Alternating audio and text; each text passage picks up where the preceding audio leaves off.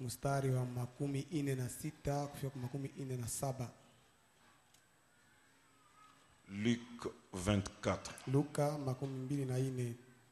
Et il leur dit, moi je lis la version d'Arbi, il est ainsi écrit, et ainsi il fallait que le Christ souffrit et qu'il ressuscita d'entre les morts le troisième jour,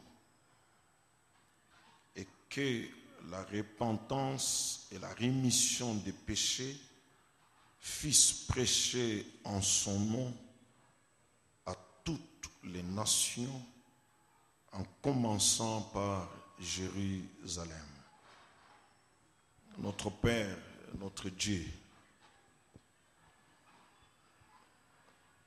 je bénis ton Saint-Nom ce matin parce que tu nous as amenés dans ta maison.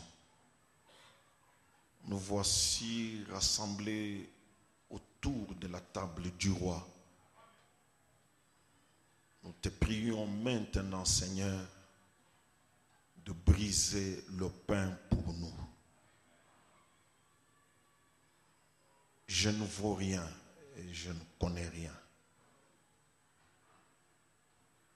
Je m'attends à toi juste parce que tu as besoin d'un homme comme un instrument.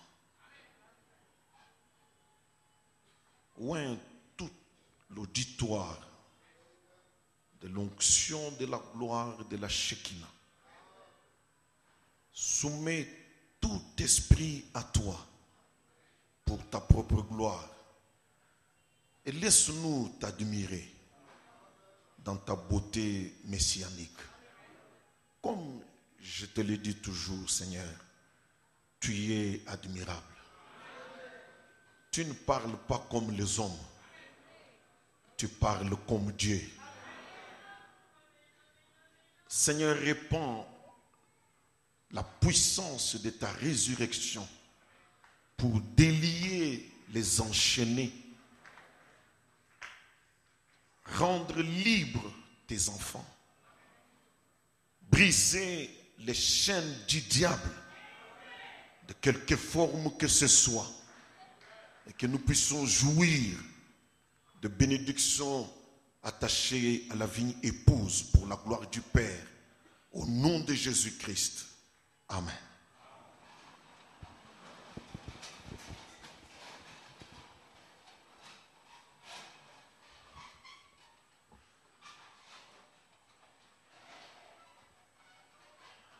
Nous sommes longtemps restés sur la première identification, sur les 5 identifications de la véritable Église. Tulibakia wakati mrefu kabisa yule ya kitambulisho kia kwanza, yule ya vitambulisho 5 vya kanisa ya kweli.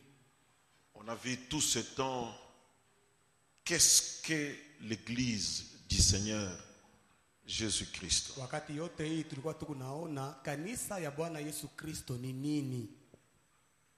Madame nous a dit qu'il y a 5 identifications pour reconnaître la vraie Église. Na ndugu Rama alituonesha kama kuna vitambulisho 5 njuu ya kutambua kanisa ya kweli. La première, ya kwanza, qu'est-ce que l'Église? Kanisa ni nini? La deuxième, qui l'a fondée? Na ya pili, ni nani mwenye alianza ile kanisa? La troisième, quel est son message? Na ya tatu ni ujumbe ya ile kanisa ni nini? La quatrième, comment en devenons-nous membres? Na kia ine ni namna gani tutakuwa ba memba ya ile kanisa? Et la dernière, pouvons-nous aller au ciel sans être membres de cette église-là? Na kitambulisho ya mwisho, tunaweza kwenda kumbingu bila kuwa ba memba ya ile kanisa? Et en entrant dans qu'est-ce que l'église, na mukuingia ndani ya kanisa ni nini, nous avons vu un certain nombre de choses. tuliona kwa bwingi mmoja hivi ya vitu. C'est ce qui nous a amené jusqu'à parler de la transplantation comme dernier point que j'ai eu sur mon cœur à partager sur ce sujet. Na nile litupeleka kusema yule ya kupandwa fazi ingine. Sawa pointi ya mwisho ile nilisikia yule ya moyo wangu ya kugawanya pa ile kitua. Et si Dieu peut me faire grâce pour ce matin, Na kama Mungu anaweza kunifanyia kwa neema juu ya asubuhi, je voudrais aborder la deuxième identification et introduire la troisième. na napenda kuenda mkitambulisho kia pili na kuingiza tena kitambulisho kia tatu. C'est-à-dire, Nikusema qui a fondé l'église ni nani, du Seigneur Jésus-Christ? ni nani mwenye alianza ikanisa ya Bwana Yesu Kristo. C'est la deuxième caractéristique ou la deuxième identification. Ndio kitambulisho kia pili. Et pour ce faire, je vous invite à retourner dans la Bible, dans notre texte de base, dans Matthieu au chapitre 16. Na jua ile napenda tupate kurudia katika Biblia mu andiko yetu ya msingi Mathayo 16. C'est le texte par lequel nous avons introduit cet enseignement. Ni ile andiko kupitia ile tuliingiza nayo mafundisho hii. Dans Matthieu 16, nous lisons, Katika Mathayo 16 tulikuwa nasoma Jésus étant arrivé dans les territoires de Césarée de Philippe. wakati Yesu alifika katika ile mji wa Cesarea ya Filipo. Là, je suis au verset 13. Mstari wa 13 Demanda à ses disciples, akauliza wanafunzi wake, qui dit-on que je suis moi, le Fils de l'homme? beko nasema kama mimi niko nani mwana wa mtu? Ils répondirent, les uns disent que tu es Jean-Baptiste, Na wakajibu kusema bengine beko nasema uko Yohane Mbatizaji, les autres Élie, bengine beko nasema uko Elia, les autres Jérémie bengine beko nasema Yeremia ou l'un des prophètes. au mmoja ya banabii. Vous pouvez comprendre que le Seigneur était un mystère pour les gens. Mnaweza kuelewa ya kama Bwana alikuwa ni siri juu ya watu, Et il y avait des avis partagés sur sa personne. na balikuwa na mawazo moja ya kuachana yule ya muntu. Et je vous dis que même ce matin, il demeure un mystère. Na naniambia hata hii asubuhi yeye anadumu kuwa siri. Les gens regardent Jésus, mais ils ont beaucoup de positions sur lui, et de positions variées. Bantu beko namwangalia Yesu lakini beko naona manamna, beko namuona manamna ya kuachana chana. Alors, il a tourné vers ses propres disciples. Hivi basi akaangalia wanafunzi wake wenyewe. Et vous, Sasa mweye, qui dites-vous que je suis? mwe Mungu anasema mie niko nani? La Bible dit au verset 16, Biblia inasema mstari wa 16, Simon Pierre répondit. Simona Petro akajibu. Alors je me pose la question, qu'est-ce que tous les autres apôtres pensaient et pourquoi ils n'ont pas répondu? Na niko najiuliza wanafunzi bengine balikuwa beko nawaza bo nini na njua nini abakujibu? Parce qu'il ne s'est pas adressé à une personne, il s'est adressé à toute son église. Et vous? Na ashikwambie mtu mmoja, aliuliza ni kanisa yake yote mjima, na anasema sasa mweye. Simon Pierre répondit, tu es le Christ, le Fils du Dieu vivant. Simona Petro akajibu kama weye uko Kristo mwana wa Mungu mzima. Jésus reprend la parole et dit, Yesu akachukua neno na kusema, tu es heureux. Il ne dit pas, vous êtes heureux. akasema uko mwenye heri, ashiseme mweye bote mko benye heri. Parce que la révélation de la parole de Dieu, elle est individuelle. Ni juu ufunuo wa neno la Mungu ni kila mtu paluake.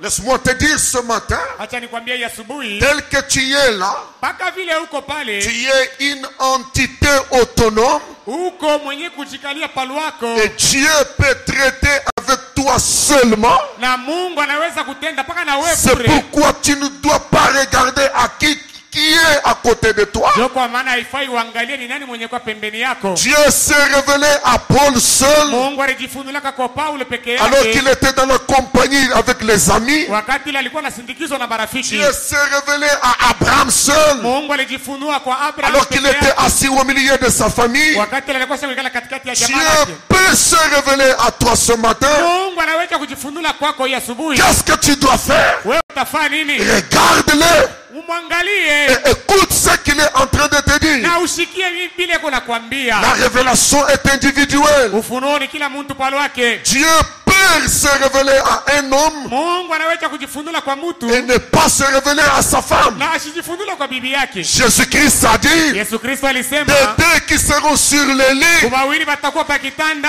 je prendrai un tabeba moja et je laisserai l'autre. na bila mwacha mwingine. Il n'y a pas de révélation collective. Akikalake ufunuo ya kinkunji. Dieu traite avec nous par individu. Mungu yako natenda nasi kila mtu pale wake. Et si tu es attentif ce matin, Na kama unasikia mzuri asubuhi, il peut te parler. anaweza kusemezana Il nawe. peut traiter avec toi. Anaweza kutenda nawe. Amen. Amen. Est-ce que quelqu'un peut dire Amen? Amen. Il dit, tu es le Christ, Anasema wewe ni uko Kristo, le Fils du Dieu vivant. mwana wa Mungu mzima.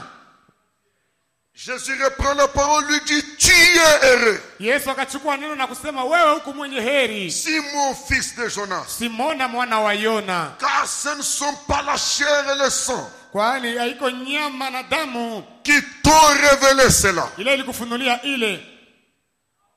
Ce ne sont pas la chair et le sang. Haiko mwili na damu, Ce n'est pas l'intelligence humaine. haina akili ya kimutu, Ce n'est pas la théologie. haina teolojia, Ce n'est pas le séminaire. haiko seminari. Puis-je encore répéter à mon peuple ce matin? Nipate tena kusema na taifa langu ya asubuhi, On ne va pas étudier Dieu à l'université. Mungu ameendake kumujifunza kule kwa universite. Nous n'avons pas besoin d'aller à l'école pour connaître Dieu. Hatuhitajie kwenda somoni njia kumjua Mungu. Sans vouloir vous décourager, Bila kumilekesha. William Branham dit, William Branham anasema plus on accumule des diplômes, zaidi huku naongeza madiploma, plus on s'éloigne de Dieu. zaidi huku nenda mbali na Mungu. C'est l'arbre de la connaissance du bien et du mal. Ni mucha ya kujua vizuri na vibaya. Dieu se révèle Mungu yako anajifunula à qui il veut se révéler. kwa ule yeye anapenda kujifunula. Ça ne dépend ni de celui qui court ni de celui qui veut. Haifuatana na mwenye kukimbia au mwenye kutaka, Mais le tout dépend de l'Éternel qui fait miséricorde. lakini vyote vinaangaliwa na Bwana mwenye kufanya rehema. Ce ne sont pas la chair et le sang qui t'ont révélé cela. Haina mwili na damu mwenye alikufunulia ile, Mais c'est mon Père lakini ni Baba yangu qui est dans les cieux. mwenye kuwa mbinguni. Et moi, Na mimi je te dis que tu es Pierre. mimi nakwambia kama wewe uko Petro, Et que sur cette pierre, na yulu ya hii jiwe toi, tu es Pierre. wewe uko Petelo, Mais que sur cette pierre, lakini yulu ya jiwe hii je bâtirai mon église. nitajenga kanisa langu. Je bâtirai mon église sur la manière que Dieu s'est révélé à toi, sur qui je suis. Nitajenga kanisa langu muile namna Mungu alijifunula kwako yulu ya kile mimi niko. Alors, si vous êtes spirituel, Na kama mko bakiro, il bâtit son église sur un domaine purement de la révélation, eko na jenga kanisa lake yulu ya makao yenye kukua ya ufunuo. laquelle ne vient pas de la chair ni du sang, Ufunuo wenyewe haitokee kumwili na damu. laquelle vient d'en haut. Ile ufunuo yako natokea juu mbinguni. Le Père qui connaît qui doit faire partie de l'église, Baba mwenye kujua ni nani anapaswa kuwa ndani ya kanisa, le Père se révèle à celui-là na Baba anajifunula kwa ule mtu, et Jésus l'intègre dans l'église. na Yesu anaingiza ule mtu ndani ya kanisa. Sur cette pierre. Pajue hii. Vous savez, dans la Bible, Na mnajua katika Biblia il y a eu un homme. kulikuwa kama mtu mmoja, La Bible dit il était aimé de Dieu. na Biblia inasema alikuwa mwenye kupendwa na Mungu. La Bible dit j'ai aimé Jacob, Biblia inasema mimi nampenda Yakobo j'ai haï Esaïe. na nachukia Esau. Est-ce pour dire que Dieu est injuste? Je ni kusema Mungu ni mzalimu? C'est l'élection de Dieu. Ni uchaguzi wa Mungu. Il dit j'aime Jacob. Asema mimi napenda Yakobo. Pendant que les enfants étaient encore dans le sein de leur mère, Wakati watoto walikuwa bengali tumboni mwa ils mama n'avaient yao. encore rien fait. Baada wayafanya kitu. J'aime Jacob. Mimi nampenda Yakobo. J'ai haï Esaïe. Na nachukia Esau. Et Jacob aimait de Dieu. Na Yakobo mwenye kupendwa na Mungu. Il a arraché le droit d'aînesse. Yeye alinyang'anya haki ya uzaliwa wa kwanza. Et il s'est retrouvé fugitif parce que son frère voulait le tuer. Alikutaniwa mkimbizi njoo ndugu yake alitaka kumuua. Et pendant qu'il était fugitif, Na wakati alikuwa mkimbizi, la Bible dit, Biblia inasema il était fatigué, il est arrivé à un endroit pendant la nuit. alichoka, alifika pa nafasi moja hivi usiku. Le soleil était couché. Jua ilikuwa inaanza kulala Et à cet endroit, na pa nafasi ile il y prit une pierre. akalokota hapo jiwe moja. Frère Branham dit, Ndugu Branham anasema, il a pris une pierre banale. anasema alilokota jiwe moja tu ya ovyo. Quelque chose qu'il a ramassé. Kitu tu kimoja kenye alilokota. Quelque chose qui s'est présenté à ses yeux. Kila kitu tu kilionekana mbele ya macho yake. Il y prit une pierre. Akachukua hapo jiwe moja. Laissez-moi vous dire quelque chose. Acheni nionyeshe kitu moja. Dieu conduit les pas des justes. Mungu anaongozaka miguu ya wenye haki. Et il n'y a pas de hasard. Na hakuna vitu ya bahati. Il n'y a rien qui peut t'arriver au hasard. Hakuna kitu kinaweza kukutendekea kwa Il bahati. n'y a rien qui m'arrive au hasard. Hakuna kitu kenye kunifikia kwa bahati. Toutes choses que nous faisons, Mambo yote tunafanyaka. Frère Branham dit, Ndugu Branham anasema, Dieu se tient derrière chaque mouvement. Mungu yuko nyuma ya kila kutenka. Et même le fait que tu sois venu dans la maison de Dieu ce matin, Hata vile namna kusema unakuja nyumbani ce n'est Mungu pas un hasard. haiko bahati. Pourquoi tu es venu ici? Juu ya nini umekuja hapa? Pourquoi tu es entré ici? Juu ya nini unaingia hapa? Il n'y a pas de hasard. Hakuna bahati. Peut-être que Dieu a quelque chose à faire avec toi. Na zingine Mungu yuko na mambo ya kufanya na wewe. Il ramassa une pierre. Akalokota La jiwe Bible dit, moja. il y prit une pierre. Et c'était la nuit. Akachukua hapo jiwe moja. Na ilikuwa ni bushiku. Amen. Et il fit de cette pierre son oreiller. Na akafanya ile jiwe inakuya pa kuweka kichwa yake. Il fit de la pierre son chevet. Akaweka ile jiwe kukichwa yake. Un homme fatigué, Mtu wa kuchoka, fugitif. mkimbizi. Et il mit sa tête sur cette pierre. Na akaweka kichwa yake yule ile jiwe. Il n'a ramassé qu'une pierre. Alilokota jiwe tu bule bule tu. Il n'a pas ramassé du bois. Yeye ashikulokote mbao ama muchi. Il n'a pas ramassé le feuillage. Ashikulokote majani. Mais il a ramassé une pierre. Lakini alitokota jiwe moja. Et pendant qu'il met sa tête là-bas, Na wakati anaisha kuweka kichwa yake pale, il voit la grande vision que vous connaissez. akaona onyo mkubwa yenyewe mnajua. De cette pierre-là, Tokea ile jiwe ile, une échelle qui relie la terre et les cieux. mungazi Il moja. voit même que Dieu est là. Il voit les anges monter et descendre. Akaona kama na Mungu yuko pale na malaika beko nashuka kwa ile mungazi na kupanda. Alors Jacob, quand il se réveille, il dit, Wakati Yakobo aliamka na akasema, certainement, hakika l'Éternel est en ces lieux. wa milele eko pa nafasi hii. Et moi, Na mimi je ne le savais pas. sikujue. Il y perd Akashikia boka et dit que ce lieu est redoutable. na akasema fazi hii ni ya kuogopesha. C'est ici Ni hapa la maison de Dieu. nyumba ya Mungu. C'est ici Ni hapa la porte des cieux. mlango ya mbingu. Sur une pierre. Yulu ya jiwe moja. C'est ici Ni hapa la maison de Dieu. nyumba ya Mungu. C'est ici Ni hapa la porte des cieux. mlango wa mbingu. De cet endroit, Kwa nafasi hii on peut entrer au ciel. unaweza kuingia À mbinguni. cet endroit, Tokea fazi hii Dieu y est. Mungu weko hapo.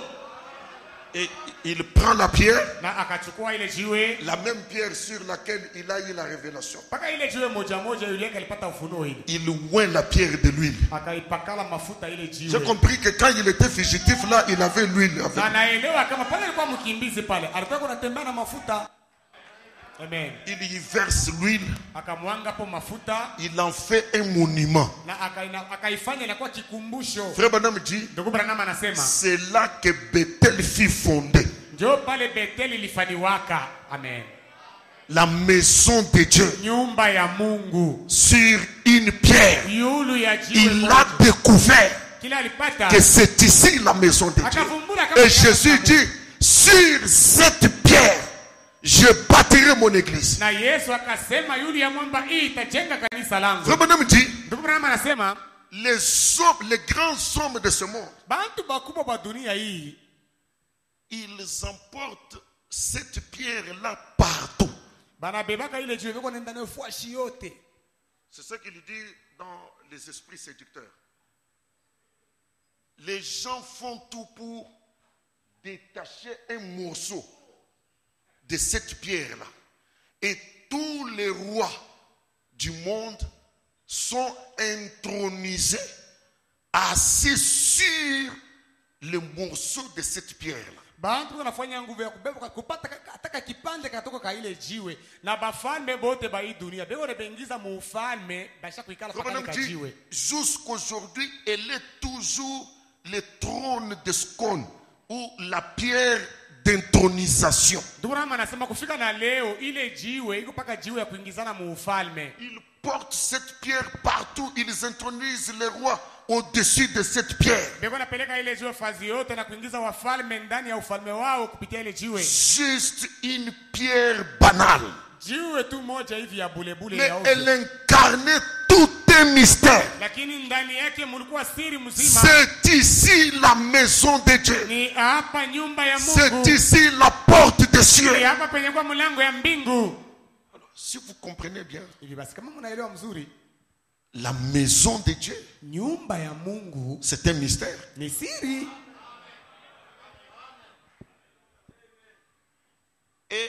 Et même les païens qui détachent un morceau de cette pierre-là, ils subissent des effets.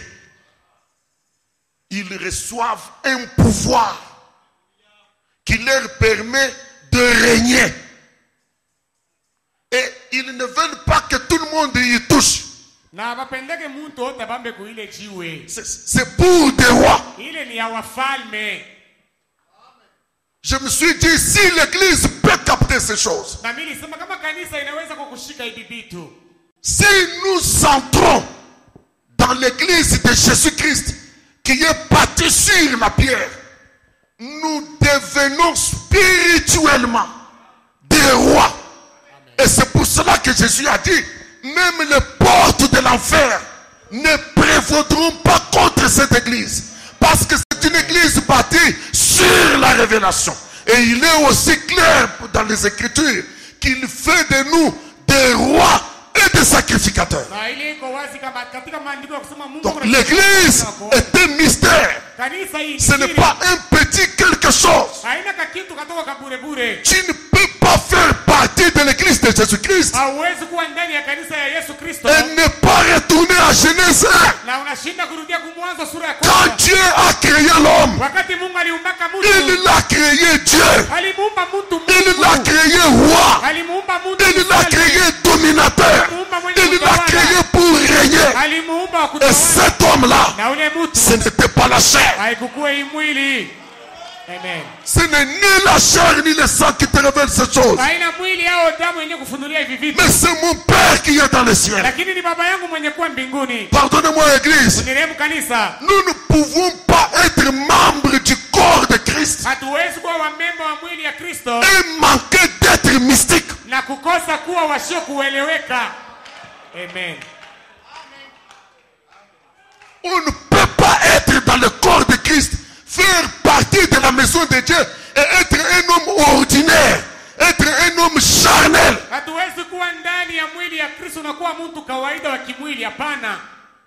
c'est toute une royauté Ni ufalme mzima. que l'on donne, que l'on transfère à un homme. Ile beko napatia mtu. Frère Branham dit, Ndugu Branham anasema, regardez qu'il a dit même les portes de l'enfer. Ça veut dire que les portes de l'enfer seront contre. Je vais vous réveiller sur quelque chose. Amen. Nous ne pouvons pas venir aux choses de Dieu Hatuwezi kwa kubintu bya Mungu. comme venant à du pique-nique. Saa tu na kwa kumchezo. Ce n'est pas un jeu. Haina mchezo. Et on ne peut pas venir aux choses de... Moi, je parle des choses de Dieu et ne pas être attaqué. Na hauwezi kwa kuvitu vya Mungu na kisha aukombanishwe, hapana.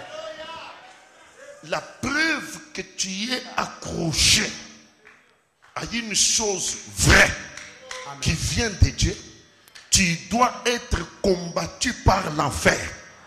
Frère Branham dit, tous les chiens de l'enfer vont aboyer. Ouah, ouah, ouah, parce qu'on voit sur toi quelque chose. Na ndio maana anasema waimbwa bote wa mgeni wataanza kugoza yule yako. Njoo anaona ndani yako kitu moja. C'est valable pour tout croyant, membre du corps de Christ. Je ne parle pas des membres de Rehoboth Tabernacle, mais je parle des membres du corps de Christ. On ne peut pas entrer dans ce royaume-là et ne pas être combattu par l'enfer. Si l'enfer ne te combat pas, tu n'es nulle part. Hauwezi kuingia ndani ya ile mwili na ukombanisho na gena. Kama gena ikukombanishe, wewe hauna pata fazi hata mmoja. Tu n'es nulle part. Hauna la pale wiko. On ne peut jeter des pierres que sur un arbre qui porte des fruits. Baracha yaka mawe paka kumuti yenye kuzala matunda. C'est pourquoi Ndio kwa maana ça ne m'étonne pas hainishangaishe quand je peux voir l'ennemi mijoter quelque chose contre moi. wakati naona Ça ne m'étonne pas. Et ça ne m'ébranle pas. Ça ne me fatigue pas. haitanichokesha. Parce qu'une promesse est attachée à cette église. Juu kuku malako moja yenye kuambatana na ile kanisa. Combattu, oui. Kumkombanisha ile kanisa ndio. Vaincu, jamais. Lakini kuiwina hata siku moja. Je ne serai jamais vaincu. Mie kuniwina hata niwina hata siku moja. Tu vas voir. Utaona L'ennemi va se concerter. adui hata. Il va engager toute une armée. Ils vont venir. Peut-être même tu ne connais pas. Pengine hujua hata kujua. Naona tu bali adui anakuja. On va lui faire cesser. Sasa On va lui faire cela. tutamfanyisha hivi. Tu es innocent comme David. Wewe hauna tena mambo lako sawa Daudi.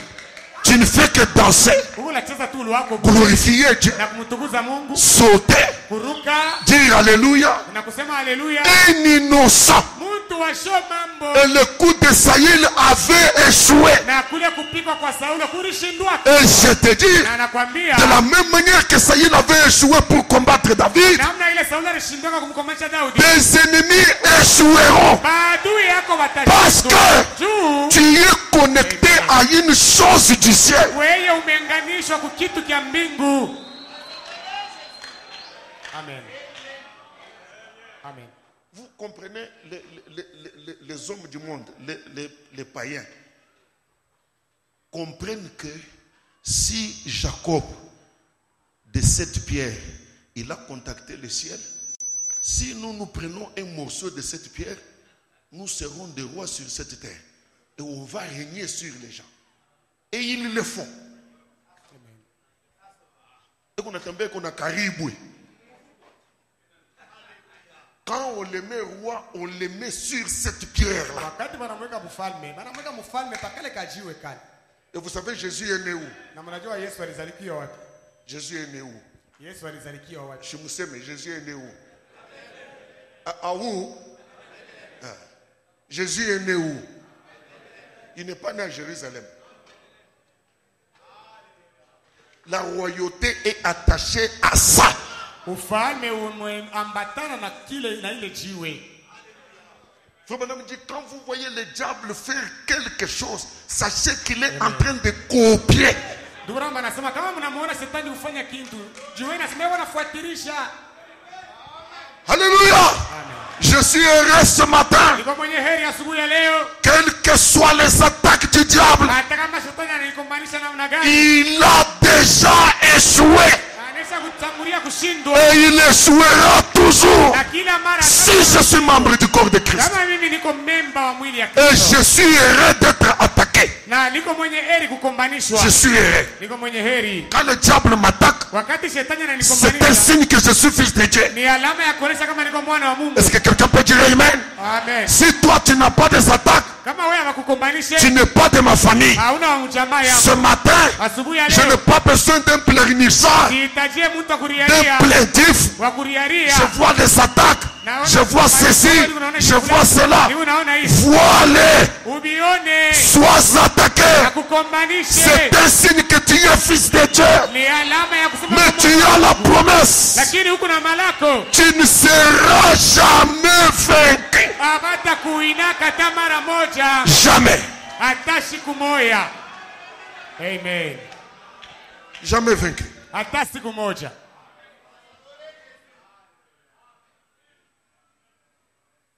Sur cette pierre, Yule ya jiwe hii, je ne voudrais pas trop m'attarder là-dessus. misipende kukawia zaidi yule ya ile. Alors si vous comprenez, Hivi basi kama mnaelewa, il a dit sur la révélation de qui je suis, je bâtirai mon église. alisema yule ya ufunuo ya kile mimi niko, nitajenga kanisa langu. Dans les choses qui doivent arriver, au paragraphe 36, Branham dit, Branham anasema, vous voyez, mnaona toute l'église est bâtie sur la révélation divine. kanisa yote mujima imejengwa yule ya ufunuo ya Mungu. Et sur cette pierre, je bâtirai mon église. Na yule ya mwamba hii mitajenga kanisa. Voyez? Mnaona? La révélation de Jésus-Christ en cette heure. Ufunuo wa Yesu Kristo musai. Amen. Non pas ce qu'il était Amen. à une autre époque. Hapana kile Yesu alikuwaka mwakati ingine.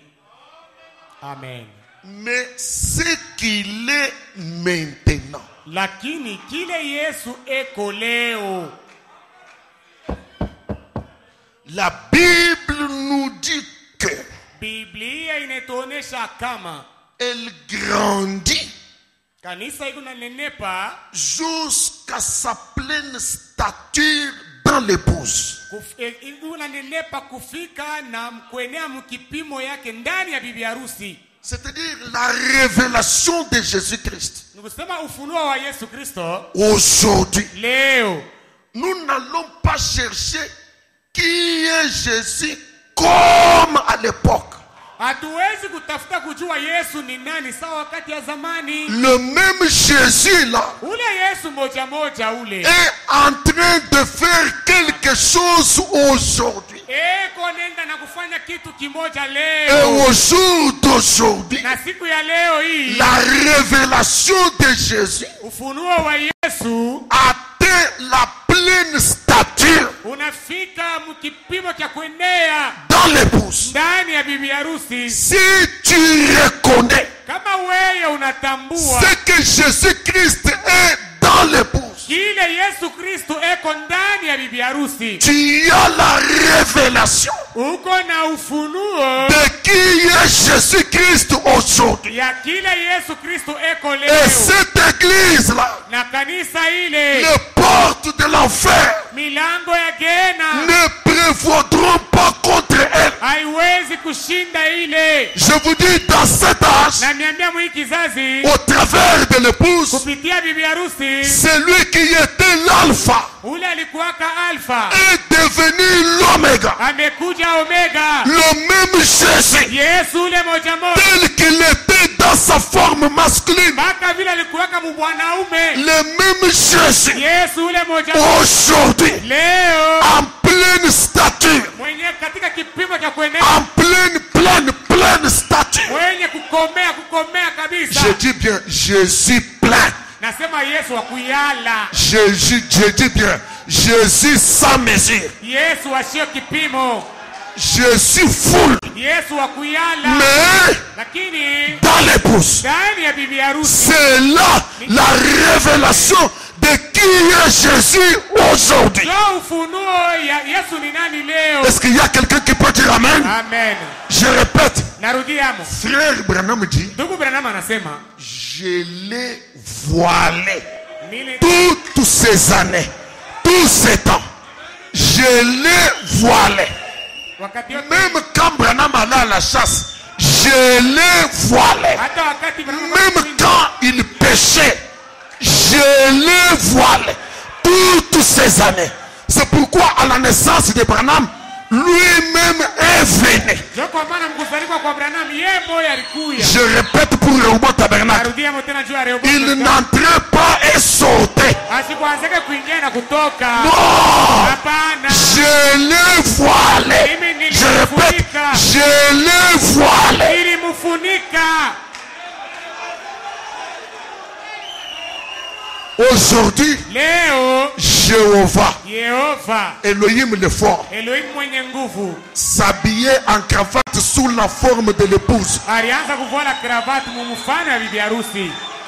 Amen. La pleine stature.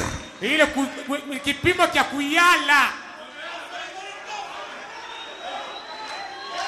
Je ne sais pas si vous saisissez. Na sijue kama mnashikia. C'est ça qui fait que Ndio ile kunafanya kama les dénominations madhehebu ne sont pas l'église de Jésus-Christ. habana kanisa ya Yesu Kristo. Parce qu'ils n'ont pas la révélation de qui est Jésus aujourd'hui. Habana na ufunuo ya Yesu ni nani leo. Ils sont en train de présenter l'homme de Galilée. Bebe wana Nous ne pouvons pas te voir. Non, habana. le même Jésus là Ule Yesu moja qui était à l'Orient ule alikuwa kumashariki a voyagé alisafiri de même que le soleil se lève mpaka vile jua inalamukaka à l'Orient kule et kumashariki se couche à l'Occident. kwenda kulala Ainsi kumagharibi. sera l'avènement du Fils de l'homme. Ni hivi kuja kwa mwana wa mtu kutoka. Aujourd'hui, Leo Jésus est devenu prophète Yesu alikuwa nabii à travers Malachie 4. kupitia Malakia 4. Rehoboth Tabernacle. Rehoboth Mestari. Moi, je ne comprends pas Mimi sielewe que la colonne de feu entrait et sortait. kama nguzo la moto nataka kuingia na kutoka, Mais elle était voilée. lakini ilikuwa yenye kufuchama. Si quelqu'un le comprend, qu'il dise Amen. Amen. Kama Si quelqu'un le mnaelewa. comprend, qu'il dise Amen. Amen. Amen. Dieu était en permanence là. Mungu wakati yote alikuwa ndani. En permanence. Kila wakati. Quand il dormait là, Wakati alikuwa Dieu shakutana. en permanence. Mungu ndani pale. Amen. Il pouvait opérer le discernement, même en mousse. Yeye aliweza kufanya hata kuvumbura mawazo ya mtu, hata mpori.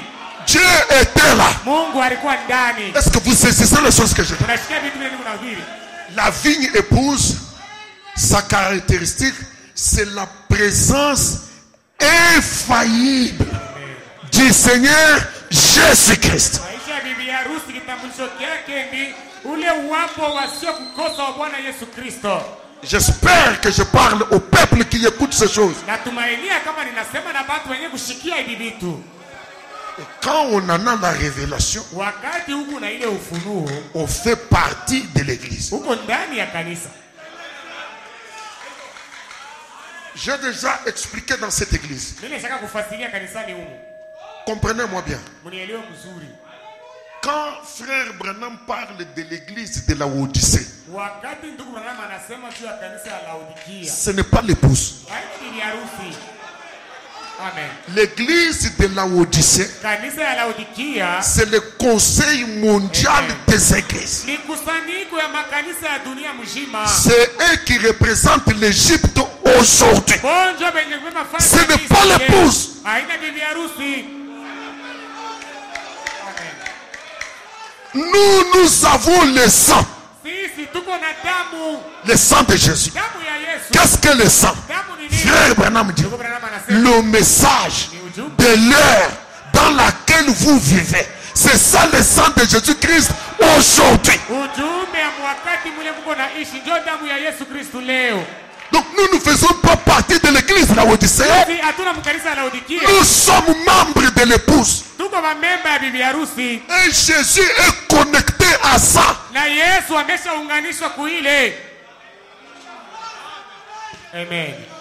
Je pense que je ne fais pas du mal à quelqu'un. Nazania sikosee mtu. Aujourd'hui, Leo. frère Branham dit, Ndugu Branham anasema, qui recevra ni nani yule atapokea le pouvoir de l'infaillibilité mamlaka ya kutokuanguka qui sera restauré dans les derniers jours? ile itarudisha mu masiku ya Qui mwisho? est infaillible? Ni nani yule asiangukake? Dieu. Ni Mungu.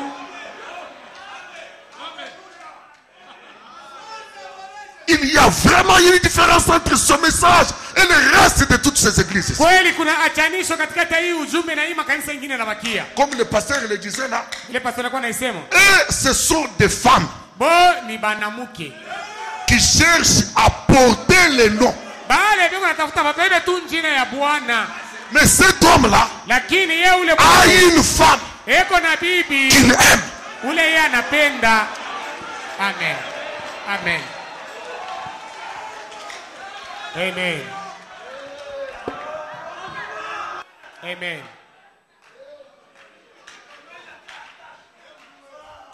Continuons. Tuendelee.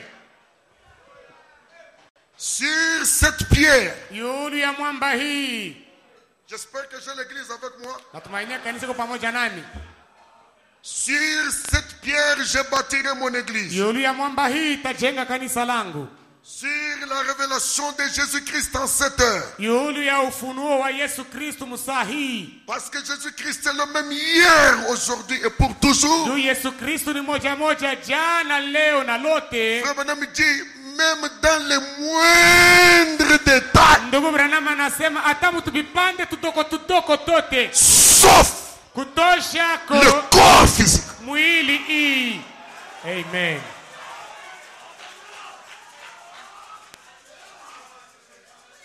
Amen. Alors maintenant, Sasa si nous pouvons être honnêtes, kama tunaweza kuwa na uwaki, qui fonde l'église? ni nani ule eko najenga kanisa? Parce que Jésus dit lui-même, Juu Yesu mwenyewe anasema mimi, pronom personnel. yeye peke yake tu. L'église n'est pas fondée par un homme. Kanisa haifanywe na mtu. L'église de Jésus-Christ Kanisa ya Yesu Kristo n'est pas fondée par un cardinal. haijengwe na kardinali. L'église de Jésus-Christ Kanisa ya Yesu Kristo n'est pas fondée par le pape de Rome. haijengwe na papa wa Roma. Jésus a dit, Yes, je. mimi. Alléluia. Amen. Montrez-moi la présence de Jésus lui-même. Alors je croirai que ce que vous avez, c'est l'église. Munioneshe uwapo wa Yesu Kristo yeye mwenyewe, pale nitaamini kama ile mko nayo ni kanisa. Sur cette révélation, je bâtirai. Yule ya hii ufunuo mimi nitajenga. Il engage sa propre personne. Eko naingiza mtu yake mwenyewe. Voilà pourquoi nous n'acceptons pas Ndio kwa maana sisi hatuichikie que les représentants, apôtres, superintendants, je ne sais pas, colossal, fondateur de l'église, oui, fondateur des choses. ndio ni ule mwenyewe anaanza kujenga kama ni mabintu kan binta. Mais l'église de Jésus-Christ, Kanisa ya Yesu Kristo c'est Jésus lui-même ni Yesu ye mwenyewe qui l'a bâti. ndio yeko naijenga. J'aimerais que les sœurs disent Amen. Napenda badada baseme amina. Sur cette pierre, moi Jésus-Christ, je bâtirai mon église. Yule ya jiwe hii mimi Yesu Kristo tajenga kanisa langu. Frère Antoine, tu m'entends? Ndugu Antoine unanishikia? Il n'y a pas quelqu'un qui fonde l'église de Jésus. Hakuna mtu anaanzaka kanisa ya Yesu. Lui-même fonde l'église. Ye moya ndio yeko naanza yeko najenga kanisa lake. C'est pourquoi. Ndio kwa maana. C'est pourquoi. Ndio kwa maana. Zorobabeli, amen. Le bâtisseur, Mjengaji, il ne pouvait pas bâtir Ashikuwezi kujenga. sans porter Amen. Amen. Bila kubeba les insignes de la majesté. ile maalama Parce ya que ufalme. c'est lui qui bâtit, c'est Jésus lui-même. Juu ule kona jenga ni Yesu ye mwenyewe. Amen. Amen. Amen. Si vous dites qu'est-ce que vous avez et l'église, montrez-moi les évidences de la présence de Jésus-Christ lui-même. Kama mnasema ile mko nayo ni Hallelujah. kanisa, munionyeshe mahakikisho ya Yesu Kristo yeye Mais mwenyewe. venez ici, je vous donnerai de ceci. Lakini kujeni hapa mimi nitanionyesha maalama. Alléluia. Amen. Église, pardonnez-moi, j'ai envie de faire un peu de folie. Nasikia amu ya kufanya kwa mazimu. Je répète cette chose pour vous. Naluria moto na juu yenu. Adonijah Adonijah s'est autoproclamé roi. alisemaga yeye mwenyewe aseme kwa mfalme. Mais il n'avait pas les insignes. Lakini asikuweke na maalama. Le roi David a dit, Mfalme Daudi alisema ne lui faites pas la guerre, msimukombanishe. mais prenez mes insignes, Lakini mwe mbebe tu maalama ya les insignes de la royauté. maalama ya ufalme. Faites monter Salomon, Mumupandishe Solomono qu'il circule apate kutembea sur ma mine. yulu ya mpunda wangu. Quand les gens verront Pale bantu bataona ma mine, mpunda wangu, ils sauront batajua que c'est lui ya kama ni que yeye moi j'ai désigné. jo ule mimi na chakula. Amen. Amen. Amen. Amen. Amen. Amen. Si tous ces représentants Kama baba representant ont été envoyés par Dieu, alitumwa na Mungu qu'ils nous présentent chiba tuoneshe les insignes maalama de la majesté. ya ufalme. Mais Lakini ici, il y a un homme qui peut allumer la lumière. hapa peko mtu mwenye anaweza kuwasha nuru, La colonne de feu, nguzo la moto, la nuée de la gloire, wingu la utukufu, l'épée de Dieu, mupanga ya Mungu, l'épée du roi mupanga ya mfalme, dans le camp. mukambi. C'est la preuve, Ni hakikisho, c'est la preuve ni hakikisho que cet homme ne vient pas de lui-même. kama huyu mtu asikuye yeye mwenyewe, C'est Jésus-Christ ni Yesu Kristo incarné dans la chair humaine. ndani ya mwili ya mtu. Amen. Amen.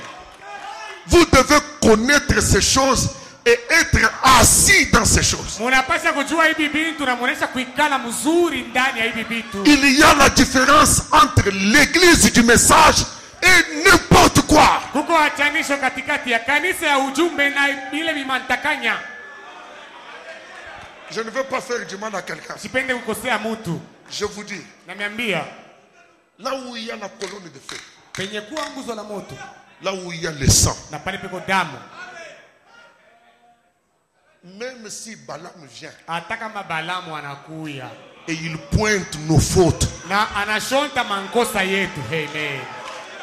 Amen. cette église est différente de l'église moabite. Hii kanisa imeachana na kanisa ya Wamoabu.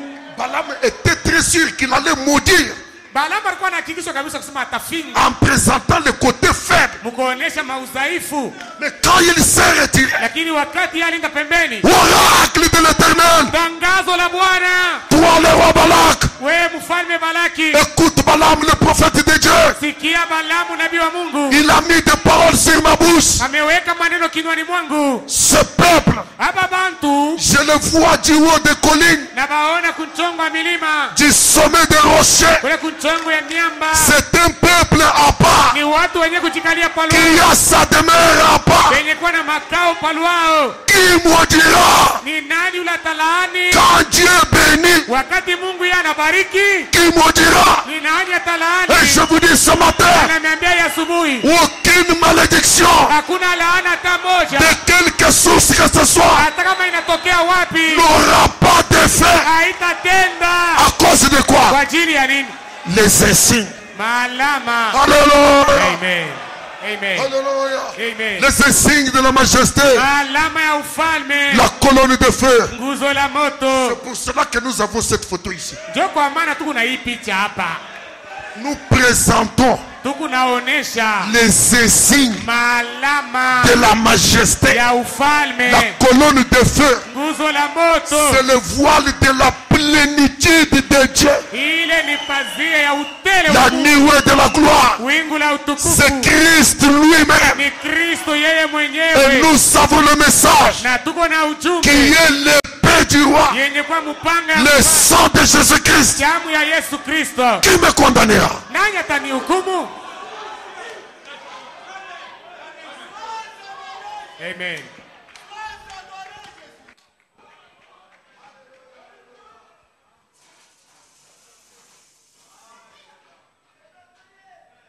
Alléluia. Amen. Maintenant, Sasa je bâtirai. Nini Papa Albert, tu bâtir? entends? Qui bâtit? nani yuko najenga? Jésus lui-même. Yesu ye mwenyewe. Amen. Il doit s'engager. Ye mwenyewe anapaswa kujiingiza Je ndani. vous ai démontré de plusieurs manières. Nimeonyesha manamna achana Tout le temps que Israël était en Égypte, wakati yote Israeli alikuwa Mumisri, il n'était pas l'église de Dieu. habakukuwa kanisa ya Mungu. Ils étaient un peuple de Dieu assis au milieu des incrédules. Bobo alikuwa tu ni bantu ya Mungu wenyewe kuikala katikati ya bakutokuamini. Pour qu'ils deviennent l'église, c'est-à-dire pour qu'ils sortent, Njoo bapate kuwa kanisa, maana yake unasema njoo batoke. les jets. Ule mimi. Amen. Amen. J'ai vu, Mimi nimeona. j'ai vu. Mimi Et nimeona. je suis descendu Na mimi nashuka. pour les faire sortir. Juu ya J'ai vu. mimi nimeona. Il n'y a personne qui peut bâtir l'église de Dieu en dehors de Dieu lui-même. Hakuna mtu anaweza kujenga kanisa ya Mungu nje ya Mungu mwenyewe. Et quand le Dieu est descendu, Na wakati mimi ule alishuka les yeux des enfants d'Israël na macho ya watoto wa Israeli n'ont pas vu le Dieu. kwa bakumuona ule mimi, Ils ont vu un de leurs frères. aliona mmoja ya Frère Branham dit, Branham anasema Moïse est allé plutôt, Dieu est allé en Égypte sous la forme d'un prophète. Mungu aliendaka Mumisri mumfano ya nabii. Je veux scandaliser quelqu'un. Takwaza mtu mmoja hapa. En voyant frère Branham, Mkumuona ndugu Branham, nous avons vu Jésus. tulimuona Yesu. Amen. Amen. Amen. C'est lui le bâtisseur de l'église. Tuwe kuna jenga kanisa. Alléluia.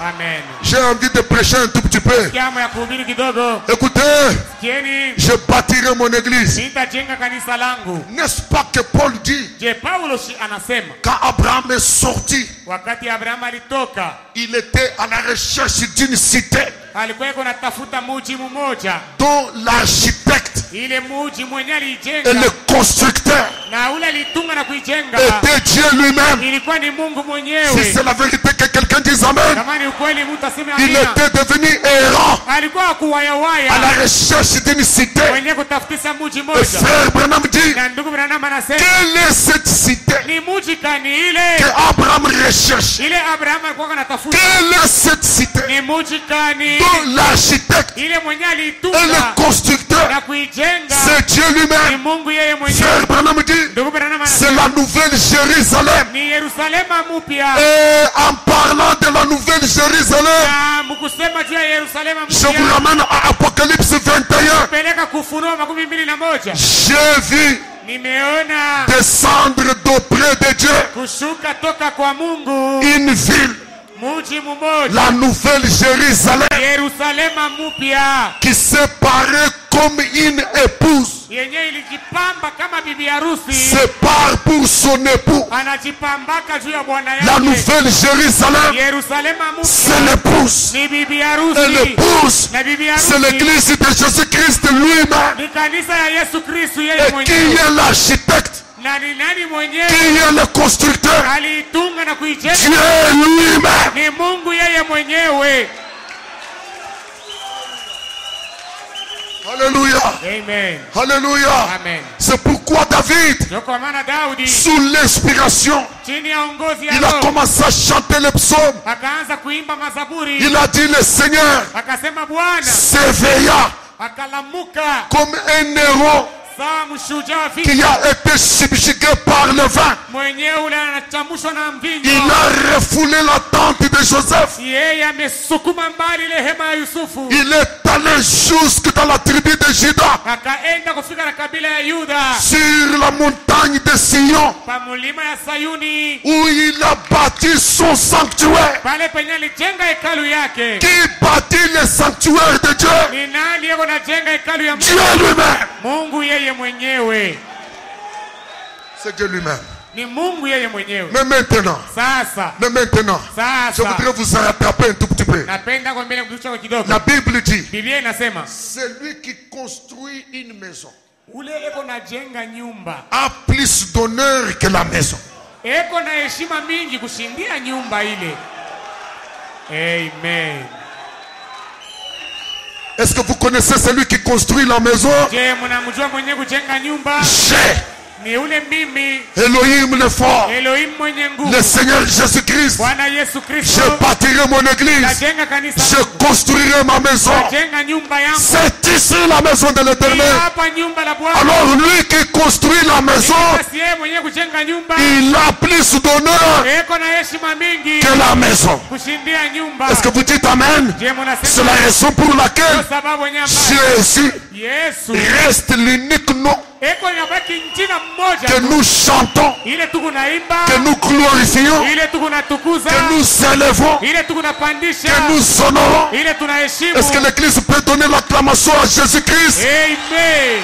Celui qui construit une maison Mwenye kujenga a nyumba plus d'honneur eko na heshima mingi que la maison elle-même. kushindia nyumba Je yenyewe. répète ce matin, Narudia moja. Jésus-Christ Yesu Kristo a plus d'honneur que William Branham. eko na heshima mingi kushindia William Branham. Bien que Branham a aussi l'honneur. Hata kama Branham naye eko na heshima. Amen. Amen. Quand Jésus est entré à Jérusalem, Wakati Yesu alinyeka mu il Yerusalemu, était monté sur un âne. alikuwa mwenye kupanda On pampunda, a étalé le pagne balitanjika vikwembe et l'âne. na mpunda. Et celui qui montait sur l'âne, Ule mwenye kwase kupanda il pampunda, marchait sur les honneurs. bote walikuwa wanatembea Mais vikwembe. celui qui monte l'âne Na ule mwenye kupanda a pampunda plus d'honneur. eko na heshima mingi. Merci beaucoup. Asante kabisa.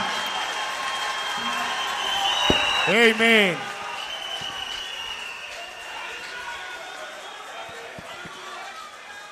Amen. Amen. Papa Albert, Papa Albert, Jésus-Christ, il est le fondateur de l'église. Yesu Kristo ndio mwenye mjengaji wa kanisa. Mwe Amen. badada, Mungu nasikia vitu niko nasema. Mungu nabisikia na mweye. Banakwambia sema twende mu église mwa kuku baba moyo. Apostol moyo anaweza kutoka huko. Baba Eli alizarika wapi? Mukipushi. Twende mbele Mukipushi. Baba ulizarika wapi? Oh, mimi nilizarika hapa. Huku kumulima. Wewe kumulima. Okay, tunafika kumulima. Sasa munioneshe ko maalama.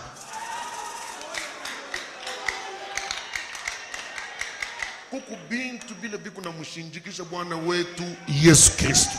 Yeye ndio anapaswa kujenga kanisa. Sasa hii kanisa mwe munanje tu je.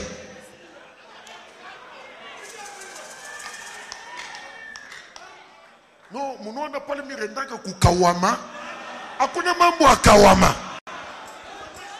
Dans l'âge dans lequel nous vivons, Mwiki kizazi tuko naishi.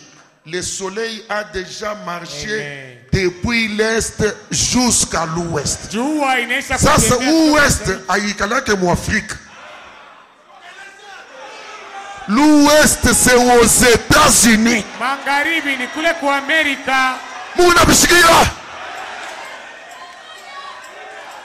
Shie Africain tuko mukatikati.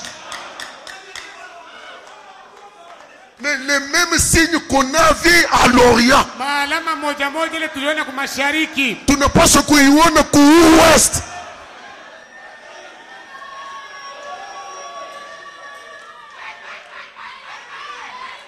C'est ça le signe. Ndio Parce que maalama. j'ai Ule mimi bâtiré. tajenga. J'ai bâtiré mon église. Nous sommes les néo-apostoliques modernes. Il n'y a pas de problème. Portez des costumes noirs comme vous voulez.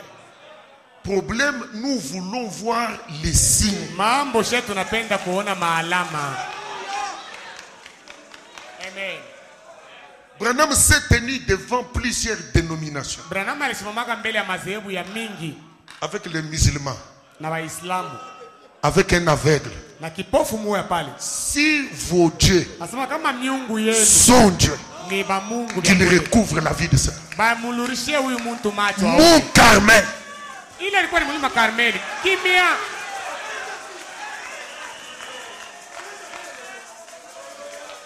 plus de 400 organisations rassemblées. Kushindia matengenezo 400 yenye kukusanyishwa pale. Mais si mon Jésus Sasa kama Yesu wangu donne la vie à cet homme, anampatia huyu mtu, allez-vous croire que c'est lui qui est le véritable Dieu? utaamini kama yeye ndio Mungu wa kweli? Et il l'a fait. Na aliifanya Yesu. Amen.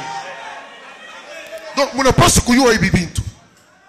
Ce n'est pas pour rien. Si il y a un truc avant ma dénomination, truc na ufalme. Bako na tuimbi. Tatu mjanai. Bako na tuimbi.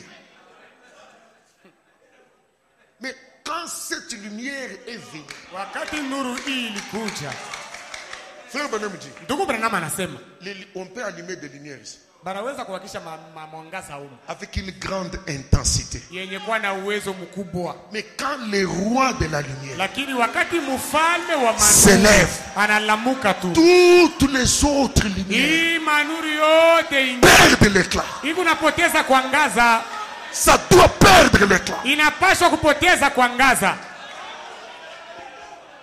Amen.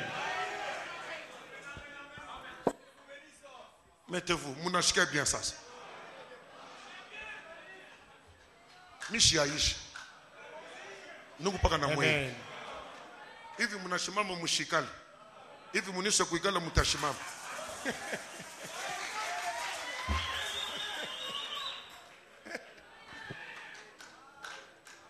Je bâtirai mon église. Tajenga kanisa langu. C'est pour cela, Ndio kwa maana quand vous lisez dans Colossiens 1:12, wakati mnasoma katika Wakolosai sura yake ya kwanza mstari wa 12, on dit rendez grâce au Père qui vous a rendu capable anasema mshukuru Baba mwenyewe alifanya mpate kuwa na uwezo, d'avoir part mpate à kuwa l'héritage des saints mpate kuwa na sehemu kuurithi ya watakatifu dans la lumière, ndani ya nuru. qui nous a délivrés Mwenyewe alitufungua de la puissance des ténèbres tokea uwezo ya giza, et, écoutez, nous a transportés na mwenyewe alituchukua na kutupeleka dans les royaumes du Fils. ndani ya ufalme ya mwana. Amen. L'église, c'est le royaume. Kanisa ni ufalme. Dieu nous a transportés dans le royaume du Fils de son amour. Mungu alituchukua na L'église de kutupeleka Jésus-Christ, mufalme ya c'est le Bwana. royaume de Jésus-Christ. Kanisa ya Yesu Kristo ni ufalme wa Yesu Kristo. Et la Bible dit qu'il a été rendu le chef suprême de l'église. Na Biblia inasema Yesu alifanya shefu wa juu kabisa wa kanisa. Il est la tête du corps de l'église. Yeye ndio kichwa cha mwili ya kanisa. C'est ça le deuxième point. Njo pointi ya pili. La deuxième caractéristique de l'église de Jésus-Christ, Kitambulisho cha pili cha c'est kanisa Yesu Kristo. qui l'a fondé? Ni nani mwenyewe alijenga ile kanisa? Jésus-Christ lui-même. Ni Yesu Kristo ye mwenyewe. Il est le fondateur de son église. Ye njo wa mwanzishi wa kanisa lake. Et c'est Jésus-Christ, Na ni Yesu Kristo il se révèle. eko najifunula. Il se révèle. Yesu Kristo eko najifunula. Il bâtit cette église sur la révélation Et qu'on a- de qui il est. et qu'on a C'est-à-dire fait dans découvrir ce qu'il est en train de faire en ce temps-là. Ni kusema kuvumbula bila eko nafanya mwakati hii. Vous ne Amen. pouvez pas venir aujourd'hui, mes précieux frères, commencer à nous prêcher de construire une arche. Hauwezi kuwa leo hii ndugu yangu upate kwanza Il n'y a pas un déluge. Hakutakuwa garika. Il n'y a pas un déluge. Hakuna mvula ya Noa hapa. Ça sera un message pour rien. Itakuwa ni ujumbe ya bure. Le déluge et l'arche étaient valables en ce temps-là. Garika na safina bilikuwa na bei mwili wakati ile. Amen. Maintenant, je voudrais aborder ce point. Sasa napenda kwanza hii pointi hii. Il me tient à cœur. Iko kwa moyo wangu. La troisième identification. Kitambulisho kia tatu. Quel est le message de cette église? L'église de Jésus-Christ. Kanisa ya Yesu Kristo, ujumbe yake ni nini?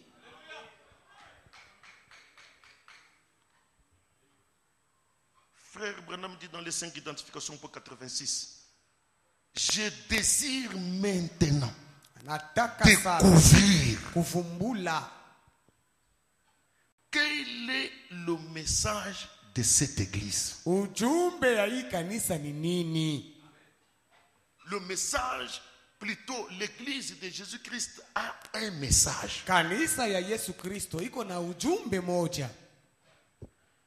Que doit enseigner cette église? Ile kanisa inapaswa kufundisha nini? Quel est son message? Ni ujumbe yake ni nini? Alléluia.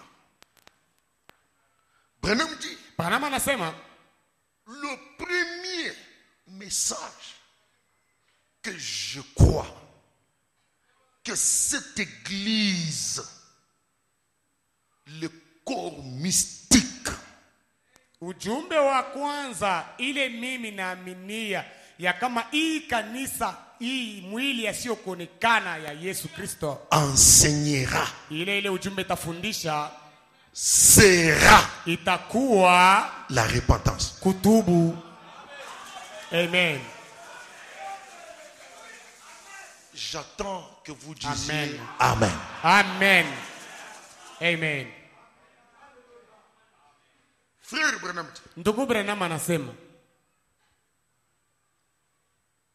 Jésus, Yesu sur le point de partir au ciel, karibu na kwenda mbinguni, il va croiser les deux disciples sur la route d'Emmaüs. akaenda kupatana na wanafunzi wawili katika njia ya Emau.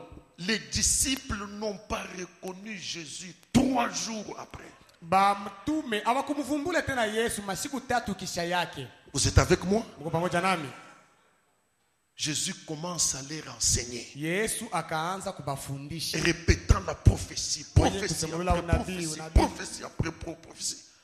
Parce que les gens vont dans des églises, ils ne connaissent même pas dans quel temps nous vivons, quelles sont les promesses du temps, qu'est-ce qui doit s'accomplir, qu'est-ce qui doit se faire. Les gens ne connaissent rien. C'est pourquoi nous disons que nous sommes un peuple prophétique. Amen. Nous devons connaître. Et c'est ce que Jésus a fait avec les disciples. Il a commencé à leur parler, répétant Moïse, répétant Daniel, répétant Ézéchiel. Les disciples sont restés ébahis. La Bible dit, leur cœur brûlait au-dedans d'eux. Le cœur de chaque véritable Amen. croyant, lorsque on lui répète la parole, devant s'accomplir dans son temps, son cœur doit bouger. Il doit brûler quelque part. C'est un mécanisme automatique. Ni kitu kimoja kinaweza kunatendeka mara moja ndani ya muamini. Quand Jésus va vers la fin de son discours, Wakati Yesu akaenda kumwisho ya hotuba yake. c'est ça le texte de Luc 24, 46. Njo andiko yenye ya Luka 24:46. Et il leur dit, Na akawaambia, il est ainsi écrit. imeandikwa hivi. Ainsi il fallait Hivi basi ilifadhali que le Christ souffre. Kristo apate kuteswa. Je répète ici, soyez attentifs. Il fallait. Na hapa msikie mzuri, ilifadhali. Parce que les disciples, Jésus les a trouvés tristes. Juu banafunzi Yesu alibakuta na huzuni. Comme pour dire l'espoir était parti. Namna ya kusema kama tumaini Jésus yetu dit ni- non, Yesu akasema vous hapana. ne devez pas être triste. Haifai muhuzunike vile. Il fallait que le Christ souffre Ilifadhali Kristo apate kuteswa et qu'il ressuscita. na apate kufufuka. La résurrection de Jésus-Christ Ufufuko wa Yesu Kristo était une obligation. ile ilikuwa ni lazimisho. Dieu ne pouvait pas laisser le corps de son saint voir la corruption. C'est la parole. Mungu asikuwezi Il kuacha mwili fallait wake qu'il wote. souffrit et qu'il ressuscita d'entre les morts. Alléluia. Ilifadhali ateswe na kufufuka toka wafu. Voilà encore une autre chose qui doit se faire. Tazameni kitu kingine kile kinapaswa kufanyika. Pas seulement la souffrance de Christ, Hapana tu paka mateso ya Kristo. pas seulement sa résurrection, Hapana tu paka kufufuka kwake. et que la repentance. Na kutubu. Ça, ce sont les paroles du Seigneur. Hii ni maneno la Bwana. Et que la repentance Na kutubu. et la rémission des péchés Na usamehe wa dhambi. fils prêchés. Upate kuhubiriwa. Ah, il fallait que ça soit prêché. Inafadhali baihubiri. Écoutez, Église, Musikie kanisa. que la repentance et la rémission des péchés fils prêchés Na kutubu. son nom Kutubu na usamehe wa dhambi uhubiriwe munjina lake. à toutes les nations. Kwa mataifa yote. Que cela soit prêché en son nom. Ile ihubiriwe munjina lake. La repentance et la rémission des péchés sont prêchés au nom de Jésus-Christ. Kutubu na usamehe wa dhambi imehubiriwa munjina la Yesu Kristo. Écoutez-moi ce matin. Munisikie asubuhi. Il n'y a pas de rémission de péché au nom de Branham. Hakuna usamehe wa dhambi munjina ya Branham. Monsieur Tcheko, réveille le gaillard qui est devant ton bras là. Tu as quel droit de venir t'endormir comme ça? Non, devant ton bras, toi tu regardes derrière. Tu as quel droit de venir faire des choses comme ça ici? La repentance et la rémission des péchés doivent être prêchés au nom de Jésus-Christ. Je répète, il n'y a pas de rémission des péchés dans un autre nom que dans le nom de Jésus-Christ. Hakuna usamehe wa dhambi munjina ingine isipokuwa tu jina la Yesu Kristo. Pardonnez-moi de faire cette déclaration. Nirehemu kufanya tangazo hii. Vous allez comprendre Mutaelewa que les adorateurs de Branham, ya kama benye kumwabudu Branham. frère Branham a raison de les appeler des païens. Ndugu Branham ana sheria kubaita sema ni bapagani. Il a dit ici la reine de Sheba, Alisema yule malkia wa la Sheba reine d'Éthiopie, na ule malkia wa Ethiopia était venue pour découvrir que le nom de Dieu était Salomon. kama alikuweka kuvumbula kama jina ya Mungu ilikuwa ni Solomono. Elle serait païenne 2 fois. Alipasa kuwa mpagano mara mbili. Tous ceux qui prennent notre nom, que le nom de Jésus-Christ, Kwa jina la Yesu Kristo ils sont païens 2 fois. ni mapagano mara mbili. Il n'y a pas de rémission de péché Hakuna usamehe wa dhambi et de repentance na kutubu qui peuvent être prêchés dans un autre nom que dans le nom de Jésus. ile inaweza kuhubiriwa munjina nyingine isipokuwa munjina la Yesu. Je vous ai dit, Nilimiambia vous étiez debout, je veux vous voir debout. mulikuwa benye kusimama, mimi napenda ninione Mais ça mshimama. doit se faire d'une manière automatique. Inapaswa kufanyika mnamna ya mara Ce moja. n'est pas quelque chose qu'on va réclamer. Haina kitu kenye tutadai. Je continue à répéter devant l'église. Naendelea kusema mbele ya kanisa. Celui qui bâtit la maison a plus d'honneur que la maison. Mwenye kujenga ka nyumba eko na heshima kushindia nyumba. Il n'y a pas. Si vous regardez, Kama mnaangalia, regardez la manière angalieni namna des adorateurs de Branham. ya bantu ya Leur manière. tabia yabo. Et regardez simplement la manière. Parce qu'un arbre, on ne le reconnaît pas ses fruits. Juu muchi wanaijuweka kupitia matunda yake. Ce sont des arrogants. ni bantu ba kiburi des orgueilleux benye kujivuna qui insultent, beko na chambulana qui injurient. kuchambula lwabo tu. Il n'y a pas de pardon dans leur bouche. Hakuna hata usamehe mkinwa yabo. Ah, c'est vrai. C'est parce que Ni juu ils ne sont pas sous le sang. habana chini ya damu. La repentance Kutubu et la rémission, recevoir le pardon des péchés, na usamehe, kupokea huruma wa zambi, c'est au nom de Jésus-Christ. ni munjina la Yesu Si Kristo. ceux qui sont au balcon ont entendu qu'ils disent Amen. Moi, Mimi je dois mina pashwa prêcher kuhubiri la repentance ukutubu et la rémission des péchés na usamehe wa zambi au nom de Jésus-Christ. munjina la Yesu Kristo. C'est frère Branham qui nous dit, Ni ndugu Branham anatuambia quand il parle du premier message de l'église, wakati anasema juu ya ujumbe ya kwanza ya kanisa, et regardez à quelle écriture il nous ramène. na angalia ni kuandiko kwenye natupeleka. Amen. Amen.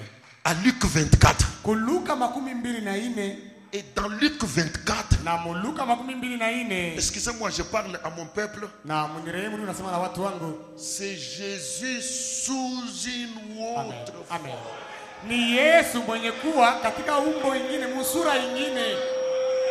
Et Jésus dans cette forme-là dit, Na Yesu mwile umbo ile anasema il fallait que le Fils, ou plutôt que Christ souffrit, ilifadhali Kristo apate kuteswa, ce qui a eu lieu, ile ilifanyika, qu'il ressuscita, apate kufufuka, ce qui a eu lieu, ile ilifanyika, et il rajoute une chose. na anaongeza kwa kitu kingine. Cette chose va commencer après la résurrection. Kile kitu kile kitaanza kisha kufufuka. Amen. C'est la chose qui est introduite dans la maison Ni de Dieu, kitu kenye dans l'église. kimeingizwa munyumba ya Mungu, ndani ya kanisa. Alléluia. Amen.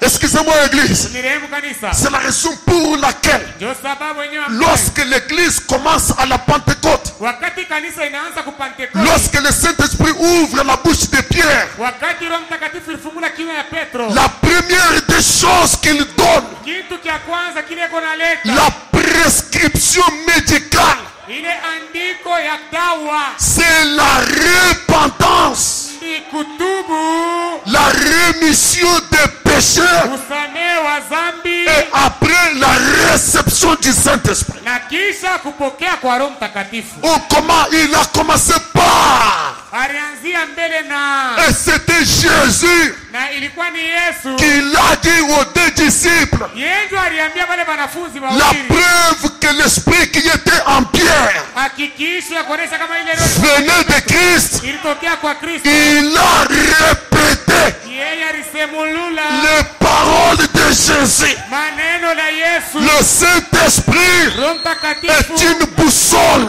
yayo ni busoli, qui pointe toujours vers la parole. kila mara iko na shonta Et la parole avait déjà dit na neno ilikuwa inaonyesha kusema la repentance kutubu et la rémission des péchés na usamehe wa dhambi seront prêchés itahubiriwa au nom de Jésus-Christ. jina la Yesu Est-ce que Kristo. quelqu'un peut dire Amen? Amen. Est-ce que quelqu'un peut dire Amen?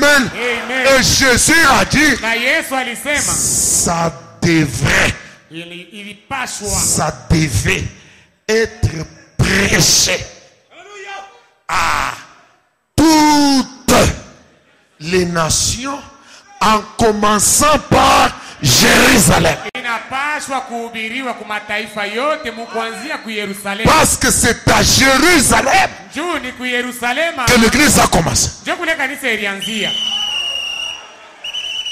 Et il n'y a pas un autre fondement que celui-là. Na hakuna msingi ingine isipokuwa tu ile. Le premier message Ujumbe ya kwanza qui doit être prêché à l'église de Jésus-Christ. ile inapaswa kuhubiriwa mkanisa ya Yesu Kristo. Comment est-ce qu'on reconnaîtra la vraie église? Namna gani tutatambua kanisa ya kweli?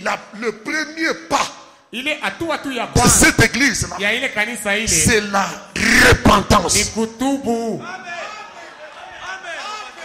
Amen.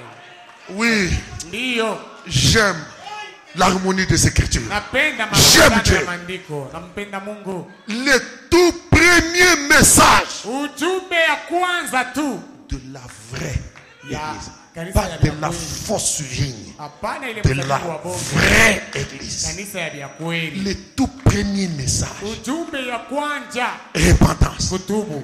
Et cela concerne toutes les nations. Na ile inaangalia mataifa yote. Point de départ, Mwanzo Jérusalem. Yerusalema. Je n'ai pas envie de vous embrouiller. Sina hamu ya kumiuzi hapana. Et si on prend le parcours de l'évangile à partir de Jérusalem, Na kama tunaanza safari tu ya injili tokea Yerusalema jusqu'à nous retrouver dans cet âge, kufika na kukutania mkizazi hiki, Branham dit ça forme un 8 parfait. ndugu Branham asema ile Ça inafanya veut wiki ya dire kueneana. l'éternité. Maana yake ni kusema umilele. Est-ce que quelqu'un peut dire Amen? Amen. L'éternité. Umilele. Voici un message parfait Tazameni ujumbe kamilifu. qui ne sera jamais assassiné. Ile ujumbe haiwezi kuiua. Ce message Ujumbe hii se retrouvera itakutaniwa au milieu de la vraie église de Jésus-Christ. katikati ya kanisa ya vya kweli ya Yesu Kristo. Princesse, la vraie église de ton Seigneur Jésus-Christ, Kanisa la son kweli. premier message, Ujumbe ya kwanza yake c'est la repentance. kutubu. Et par là, Na kupitia ile on reconnaîtra. tutatambua.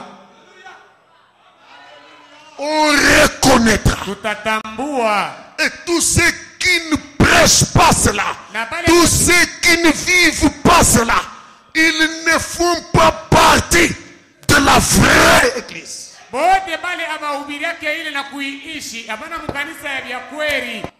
Si vous n'avez pas saisi, demandez-moi de le dire dans la langue que vous connaissez. Kama Je mwishike vais le répéter dans toutes les langues possibles. Parce que c'est une recommandation du Seigneur Jésus-Christ. ile ni amri ya Bwana Yesu Kristo. Amen. Jésus-Christ, après sa résurrection, voici le message qu'il introduit. Yesu Kristo kisha kufufuka kwake. Et il dit à ses deux disciples, et vous êtes témoins de ces choses. Akaambia wale wanafunzi wawili ya kusema mwe Mungu bashuhuda hivi vitu. Alléluia. Amen. On commence par la repentance. Tukunaanzia kutubu. Comme vrai message Sawa ujumbe ya kweli de la véritable église. ya kanisa ya vya kweli ya Yesu Kristo. Écoutez, Sikieni? Branham dit Ndugu Branham anasema certainement hakika que Jésus savait, alléluia, Yesu Kristo il alijuaka. savait ce qui devait être enseigné. Yesu Kristo alijuaka ni nini ile ilifadhali kufundisha. Papa, comme tu traduis très bien, mon cher. Jésus savait. Yesu Kristo alijuaka. Ça m'étonnerait qu'il y ait quelqu'un qui connaît plus que Jésus. Itenishangaisha kuona mtu mwenye kujua kumupita Yesu. Qui connaît plus que le fondateur de l'église. Ule anajua kushindia mwenye alianza kanisa. Il savait ce qui devait être enseigné. Il savait ce qui devait être fait. Alijuaka ni nini ile banapasha kufundisha na ni nini ile inapasha kufaniwa. Il dit que la repentance et la rémission des péchés Na akasema kama kutubu na usamehe wa dhambi devaient être ilipaswa prêchés. kuhubiriwa Écoutez, à toutes les nations en guise de témoignage. ilipaswa kuhubiriwa kwa mataifa yote kama ushuhuda. En guise. Je vais insister sur ça. Takazia juu ya ile. Frère Branham dit, Ndugu Branham anasema que je place ça à cet endroit parce que il ne faut pas que je loupe ça. Dans le message, il est convenable que nous accomplissons toute justice au point 91. Frère Branham dit, Ndugu Branham anasema ainsi, hivi. est-ce que vous êtes avec moi, église? Amen. Un serviteur de Dieu Mtumishi wa Mungu ou n'importe quel croyant hata mwaminifu wowote doit d'abord anapashwa mbele être lavé kusafishwa de ses péchés. na mazambi yake. D'abord, Kwanza mbele dans le nom de Jésus-Christ. munjina la Yesu Kristo. Il dit un serviteur de Dieu. Anasema mtumishi wa Donc Mungu. les autres là, vous comprenez ce qu'ils sont. Mais un serviteur de Dieu Lakini mtumishi wa Mungu ou n'importe quel croyant hata mwaminifu wowote doit anapaswa d'abord mbele être lavé de ses péchés kusafishwa na zambi dans yake le nom de Jésus-Christ. munjina la Yesu Et Kristo. ensuite Kisha yake être loin kupakaliwa du Saint-Esprit na Roho Mtakatifu pour produire un témoignage pour Dieu.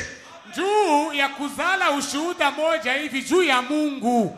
Est-ce que tu comprends maintenant? Amen. Quand Jésus a dit à ses deux disciples, et vous êtes témoins de ces choses, Frère Branham explique la pensée. Ndugu Branham anafasiria ile wazo. Il dit, pour produire un témoignage de Dieu, il faut être dans un canal, dans un chemin.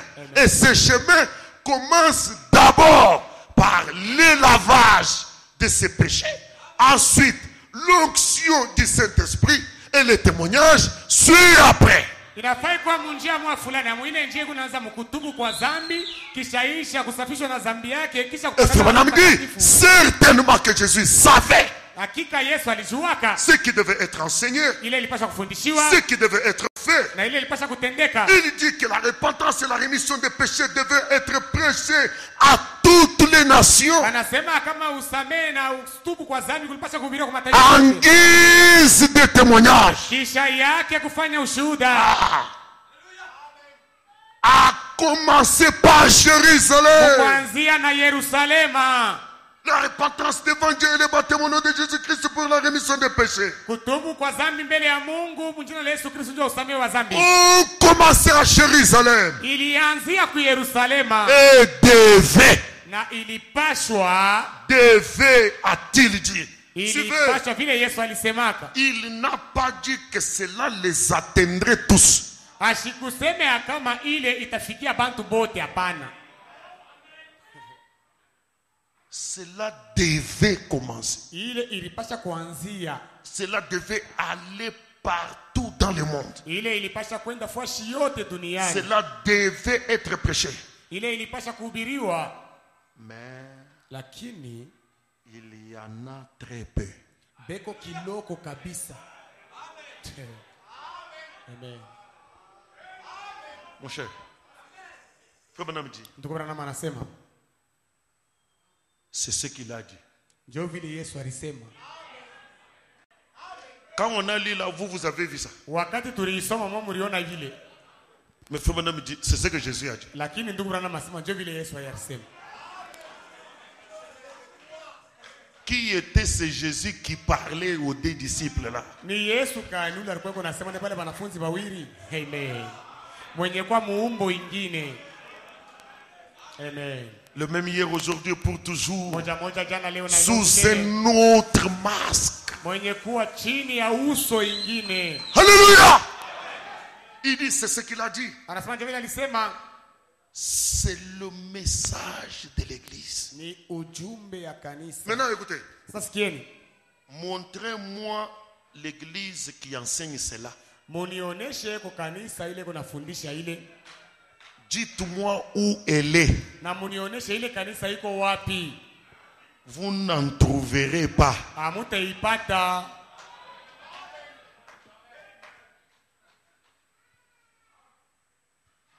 Amen. Tu es témoin. Tu es témoin. Le septième sceau, lui, il est déjà révélé. Le sceau du silence est déjà révélé. Maintenant, on crée un autre septième sceau.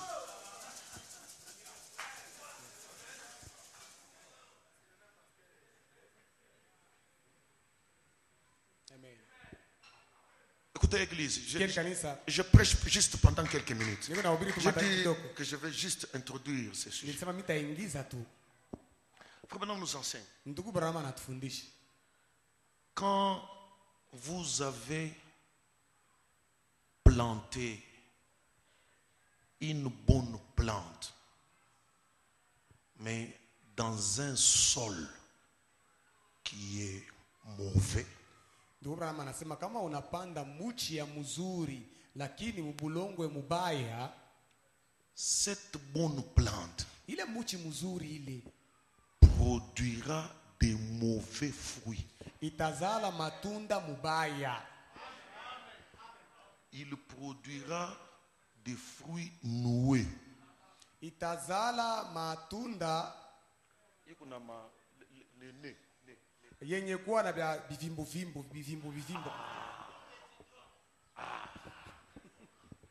Ça les citrons mais moubaye. Donc au lieu que la pomme, une pomme soit belle, ipate kwa ya mzuri grasse, yenye kuwa na kutelemuka pembeni, à cause de la qualité du sol, kwa ajili ya bubaya ya bulongo, cette pomme-là deviendra noueuse. ile pombe Utaiona na njunju ya mingi. Je ne sais pas, mon cher, cherche des mots. Vous voyez, comme au lieu que ce soit une belle orange là,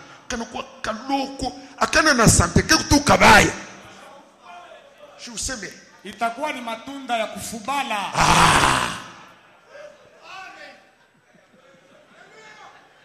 Je dis, mais cette orange ici, ça c'est quel genre d'orange? Ni orange ya jei. Ce n'est pas que l'arbre est mauvais, Haina kusema muchi mubaya, mais la qualité du sol. lakini bubaya bwa bulongo. Comme le sol est mauvais, Sasa vile bulongo buko bubaya, il fait sortir à l'arbre ce qu'il ne devrait pas sortir. inaanza kutoshisha matunda kumuchi, ile matunda ifai kutoka kuile muchi. Donc au lieu que l'arbre produise des fruits à 100%, il va le faire peut-être à 2%. Na yenyewe mafui yuko tu mubaya kumacho, hautapata amu ya kuikuli. Anakuonyesha sema hii ni pomme. Sasa depuis barinizalaka shaonaka pomme ya hivi. Alors frère Branham continue. Ndugu Branham anaendelea. Il dit, Anasema alors basi si vous voulez kama mwe munapenda que l'arbre produise de meilleurs fruits selon sa qualité, muchi ile izale matunda ya mzuri kufatana na vile iko, vous mweye travaillez le sol. mutumike ile bulongo ile. Est-ce que quelqu'un dit amen? Amen. Travaillez le sol. Mutumike bulongo. Frère Branham dit, Ndugu Branham anasema on doit défricher les champs, tunapasha c'est-à-dire les rendre cultivables. tunapasha mbele kutosha bishiki mu mashamba mule na kufanya ile mashamba tunaweza kuilima sasa. Il dit, on doit travailler la terre, y enlever les ronces, Tunapasha kutosha mu mamiti, y enlever les pierres, kutosha mu mawe, les cailloux. maibu Et tule. ça demande de ne pas avoir pitié de cette terre. Na ile inalomba tushishikilia ile bulongo buluma, Il faut la tourner. na fai kuigeuza bulongo. Alors les mauvaises choses Sasa pale vile vibaya ressortent, vinatoka yulu, vous les écartez. mnavipeleka mnavitupa kumpembeni. Quand vous les avez écartés, Wakati mnavitupa kumpembeni pembeni, n'ayant pas eu pitié de la terre, vile hamkushikilia bulongo buluma, vous devez la tourner dans tous les sens, kugeuza bulongo maneno la yote briser, na kuvunja ile bulongo, la briser, kuivunja, la détacher un peu, la tourner, kuigeuza tena, parce qu'elle cache, de mauvaises choses. iko nafutika bintu bibaya. Vous savez que Mnajua ya kama en retirant ces mauvaises choses, mukutosha mubulongo bile bintu bibaya, cette terre devient cultivable. ile bulongo sasa unaweza kuirima. Alors ma plante Wale sasa muchi yangu donnera les meilleurs fruits. itazala matunda mazuri. Alors la semence que je vais y planter Sasa ile mbeko mitapanda mule donnera meilleurs fruits. Est-ce que vous me suivez, itazala église? matunda mazuri. Et frère Branham dit, Na ndugu Branham anasema, et chaque promesse de Dieu na kila malako ya Mungu est une semence. ni mbeko. Amen. Le dimanche passé, je vous ai dit, Juma hili ipita niliniambia, lorsque wakati Jésus a payé le prix au calvaire, Yesu alilipa bei msalabani, il a imbibé le sol du sang, alilobanisha bulongo na damu, il fait sortir une vigne épouse, eko natosha mule muzabibu moja bibi harusi, un arbre spécial muchi moja ya upekee, qui vous met en connexion ile kuna miweka mukupatana avec chaque promesse de Dieu. na kila malako ya Mungu. Ah, c'est à cela que je rajoute aujourd'hui. Na ni ile naongeza leo. Maintenant, chaque promesse de Dieu que vous voyez là, Sasa kila malako ya Mungu ile Mungu naona, Branham dit c'est une semence Branham anasema ni mbeko, qui doit être plantée. ile inapaswa Mais kupandwa. elle doit être plantée où? Lakini wanapaswa kuipanda wapi? Dans un bon sol. Mubulongo Et si mzuri. vous voulez que le sol soit bon Na kama mnapenda bulongo bukwe buzuri et que la semence donne meilleurs fruits, na mbeko izale matunda mazuri, travaillez le sol. mutumike bulongo. C'est le premier message de l'église. Ndio ujumbe ya kwanza ya kanisa. Si vous voulez avoir un témoignage, Kama mnapenda kupata ushuhuda moja, ne courez pas vite vers le témoignage. musikimbilie mbio kwenda kuushuhuda. Les Égyptiens, Wa Misri les imitateurs d'Israël, kirisha Israeli ont couru vite vers la mer Rouge wao walikimbilia mbio kwenda kubahari mwekunda sans commencer par le départ. bila kuanzia kumwanzo. Ils ne connaissaient pas le sang appliqué, Hawakujuweke litamka ni kupakana, mais ils ont couru vers le témoignage. lakini balikimbilia kwenda kuushuhuda. Ils ont marché dans une mer ouverte Balitembea mubahari yenye kufunguka sans avoir vécu le départ. bila mbele kuishi mwanzo. Mais est-ce qu'ils ont fini de marcher? Je, balimaliza kutembea? Oh, si vous voulez produire un témoignage pour Dieu, Japo kama unapenda kupata ushuhuda juu ya Mungu, commencez par le commencement. anzia mwanzo. Et quel est le commencement de l'église? Na mwanzo ya kanisa ni nini? La repentance. Kutubu. Et cette Na repentance, kule kutubu c'est manquer de pitié à la terre. ni kukosa kushikilia bulongo buluma, C'est tourner le cœur, ni kugeuza, le remuer. kuitenkesha moyo Parce que les mauvaises choses, juu vitu vibaya, les saturetés, usharati, les mauvaises pensées, mawazo mabaya, toutes ces choses vile vitu sont vyote cachées dans le cœur. vinaweza kufuchama ndani ya Alors il moyo. faut secouer le Hivi cœur, basi inakuwa ikutenkesha le moyo, tourner dans tous les sens. kuigeuza mangambo. Jésus a dit, Yesu alisema cela doit être prêché ile inapasha à kuhubiriwa toutes les nations, en commençant par Jérusalem. kuanzia mu Yerusalema. Amen. Vous allez secouer, Kutenkesha, resecouer. kutenkesha mara nyingine Vous tena, allez voir les roses. na mutaona miiba. Ouais, on est dans la chapa. Vous allez secouer, Kutenkesha vous tena, allez voir la caillasse. pale mnaona maibwe.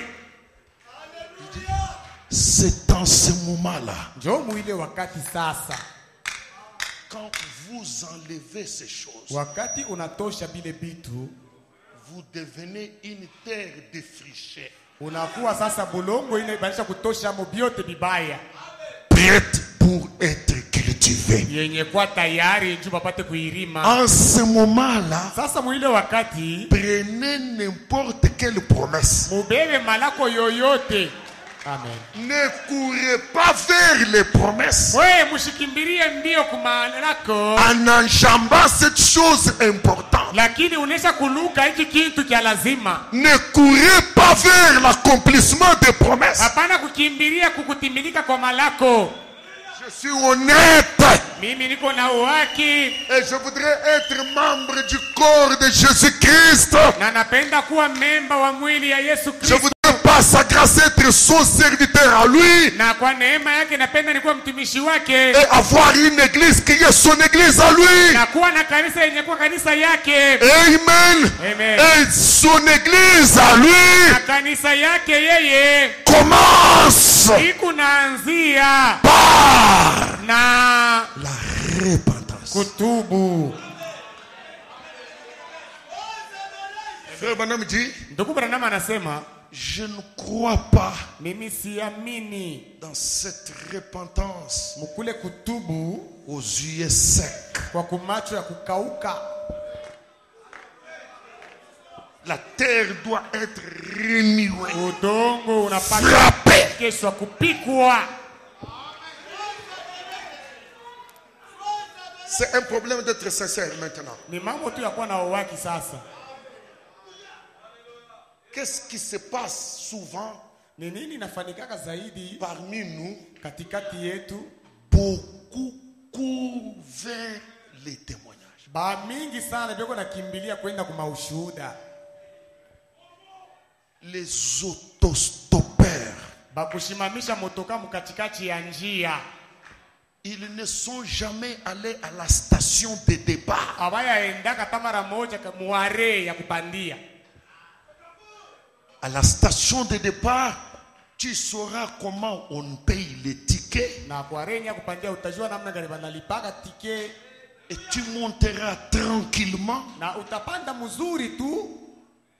Tu prendras ta place. Unabeba fazi yako na ikala. Un autostoppeur ne connaît pas d'où est parti le bus. Kwa kusimamishia motoka munjia ashijue bus inatokea wapi. Lui, son problème, c'est d'arriver à Ye destination. mambo yake ni kufika kule Et William kone. Branham dit, nous sommes fatigués des autostoppeurs. Na William Branham anasema sisi tumechoka na Et watu je kusimamishia répète gari les munjia. paroles de mon prophète. Anasema maneno nabii. Je suis fatigué des autostoppeurs. Nimechoka kwa Et ce kusimamishia. matin, je vous invite à ce que nous puissions aller à la gare de départ. Ninapenda na mialika tupate kuanzia kumwanzo wenyewe. Mon prophète déclare, Nabii wangu anatangaza, qu'est-ce qui a fait que Jésus est mort entre le ciel et la terre? ni nini ilifanya kama Yesu alikufa katikati ya udongo na mbingu? Il dit la terre Anasema udongo l'a rejeté.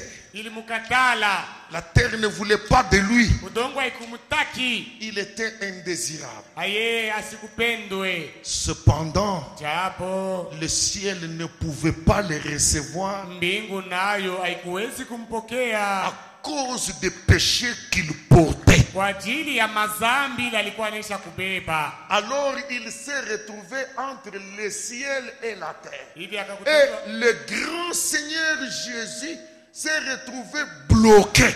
na huyu Bwana Yesu Kristo mkuu Le alifanya ciel ne pouvait pas le recevoir. Écoute mon cher, j'ai fait attention à ce que le prophète dit. Il dit, Frère Branham dit que c'est à cause de cette position quand le soleil, les étoiles et la terre se sont rendus compte que leur maître ne pouvait pas aller au ciel à cause du péché. Il ne pouvait pas revenir sur la terre où il était rejeté. C'est alors qu'ils ont eu des convulsions. Sema kwa ajili ya ile majua na manyota. Si il ne peut pas aller, Kama ashiwezi lui, kwenda yeye. le soleil a dit, je ne suis pas digne de voir une telle scène. Je reconnais que c'est lui qui m'a donné vie. Mais aujourd'hui, il est bloqué. Leo hii amefungwa. Les chemins du ciel étaient fermés. Njia ya mbingu ilifungwa. Amen. Il n'y avait aucun témoignage qu'il pouvait donner.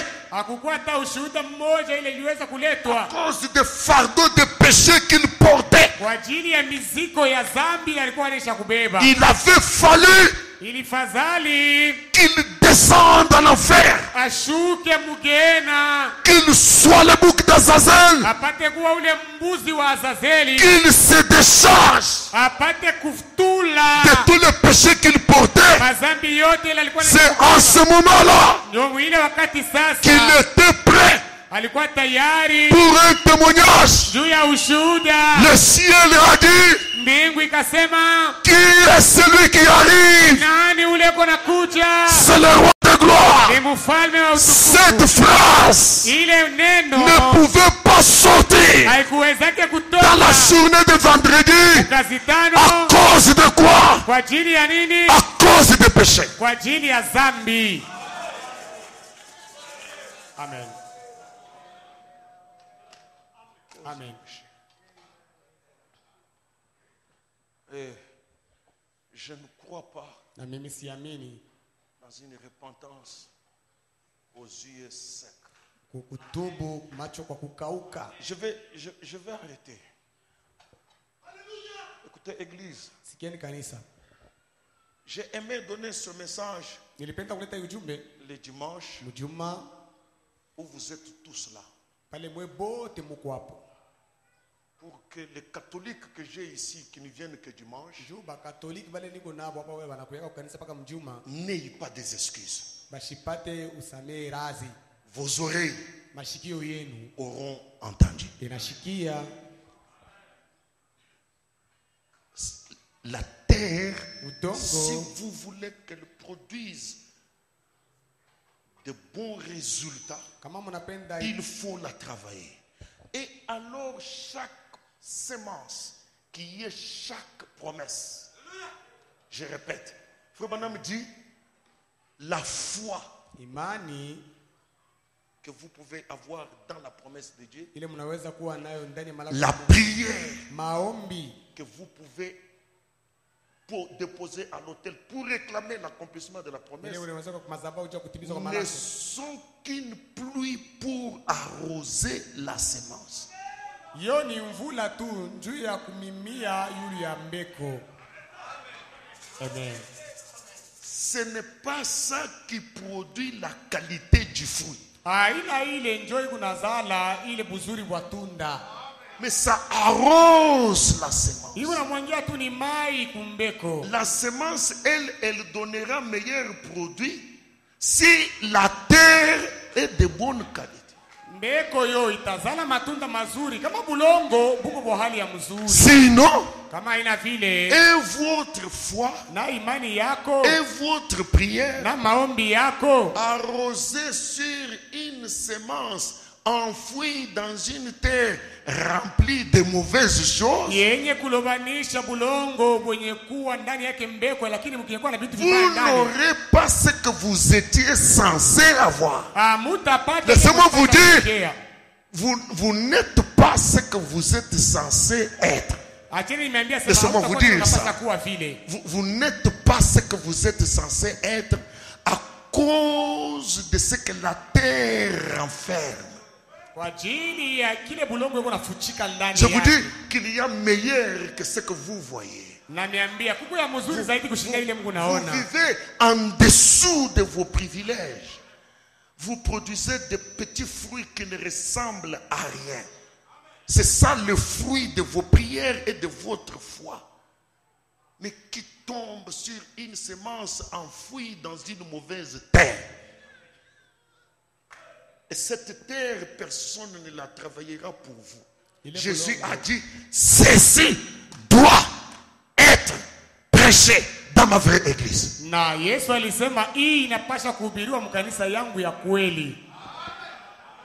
Amen. Saulo, Dieu l'a envoyé Mungu akamtuma via Samuel. kupitia Samueli. Nous tous nous recevons la parole de Dieu via Branham. Shebote tuko napokea neno la Mungu kupitia Branham. Il dit va. Akasema wende. tous les Amalécites voués à l'interdit. Baamaleki bote upate kubaua. Il part, Akaenda il épargne. akatosha kubengine na baweka pembeni. Il n'obéit pas Ye ashitii à la parole de Dieu. kuneno la Mungu. Mais quand il rencontre Samuel, Wakati alipatana na Samueli, la confession de sa bouche, kukiri kwa relisez kinywa votre lake. Bible. Musome vile Biblia inasema. J'ai obéi à la voix de l'Éternel. Ye akasema mimi nimetii sauti la wa milele. C'est ce que Saül a dit. Ndio vile Sauli Alors alisema. que son cœur savait Japo moyo wake ilikuwa inaisha kujua qu'il n'a pas obéi. ya kama ashikutii, Il n'était pas sincère. ashikukwe na uwaki ndani ya moyo wake. Je vais vous dire des vérités. Tabiolesha maukweli. Dieu n'entend pas les cris de vos lèvres. Mungu ashishiki yake vile wewe kunasema kumilomo yako. Mais Dieu capte les intentions du cœur. Lakini Mungu anakalaka nashikia mania ya mioyo. Lui a dit, Yeye alisema j'ai obéi mimi natii à la voix de l'Éternel. kwa sauti la wa milele. Samuel lui dit, Samueli akamwambia, mais quel est ce bêlement des agneaux et des bœufs que j'entends? sasa ni kulia kani kule ni kunashikia kwa bangombe na Il dit, bankotolo. il répète encore, j'ai obéi à la voix de l'Éternel. Mais c'est le peuple qui a... Deuxième fois, Mara ya pili il répète la même chose. anasema mpaka mambo moya moya. Maintenant, Samuel lui dit, Sasa Samueli akamwambia, ok, nzuri mais au moins l'Éternel, lakini hata vile wa qui ne milele prend pas plaisir aux holocaustes, ule yeye ashifurahi wake kumasataka ya kuchoma kumoto, a décidé de te rejeter. yeye anachukua C'est mpango en ce moment-là ni mwile qu'il wakati dit, sasa ndio akasema, j'ai péché. oh mimi nafanya dhambi. Allez relire bien ce texte. Mwende mkasome mara nyingine tena ile Et il andiko. a dit, j'ai péché en retard. Alisema sema mimi nilifanya dhambi lakini wakati ilikuwa shakupita.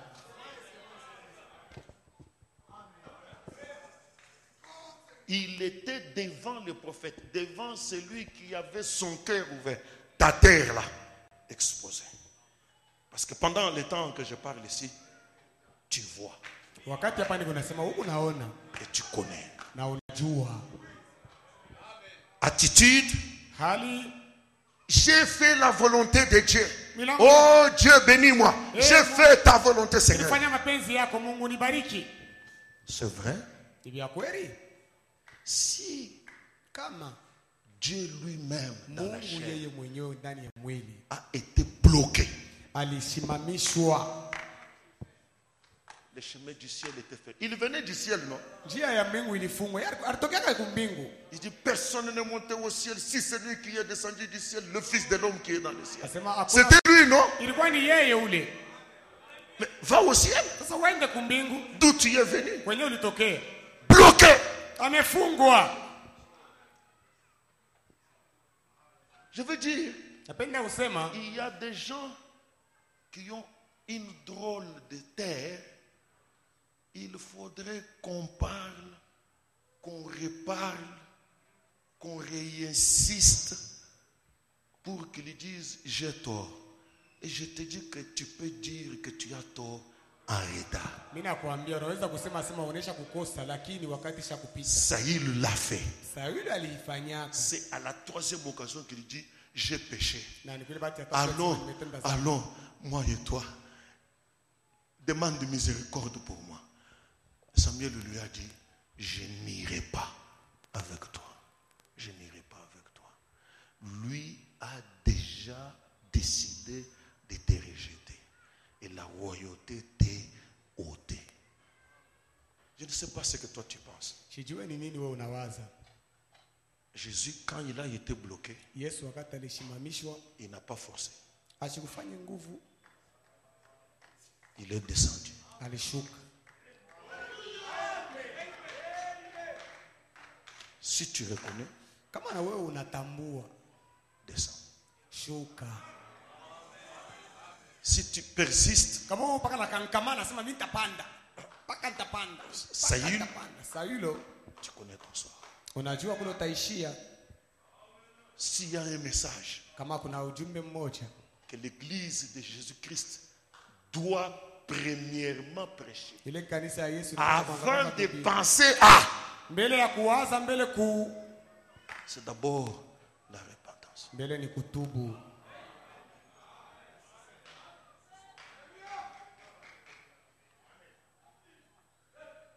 Frère Branham dit, où est-ce qu'on prêche ce message? Montrez-moi. Ndukura masema ni wewe na ubiraka ima ujumbe munioneshe.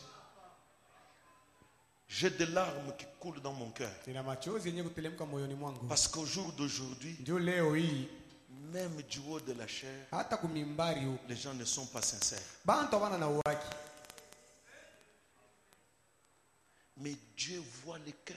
Lakini Mungu yuko naona mioyo. Dieu voit les cœurs des gens. Mungu yuko naona mioyo ya watu.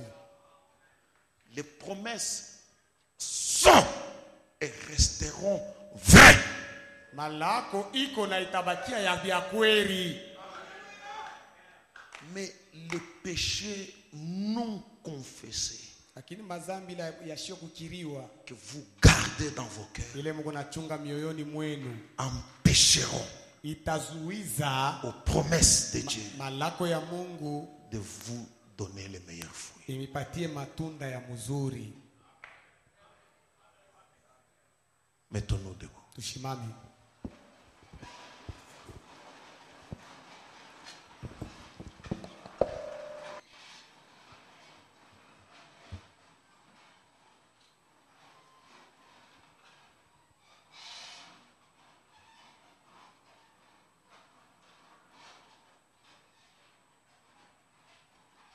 Tout au long du chemin vers la demeure des lampes, il y a un œil, oui, qui t'observe. Ses grands yeux est ouvert sur chaque pas que tu fais. Il y a un œil qui t'observe. Mon roi, il t'observe. Jésus, il t'observe. Toi, Fais chaque jour au au chemin tu prends. Oui, mon Seigneur,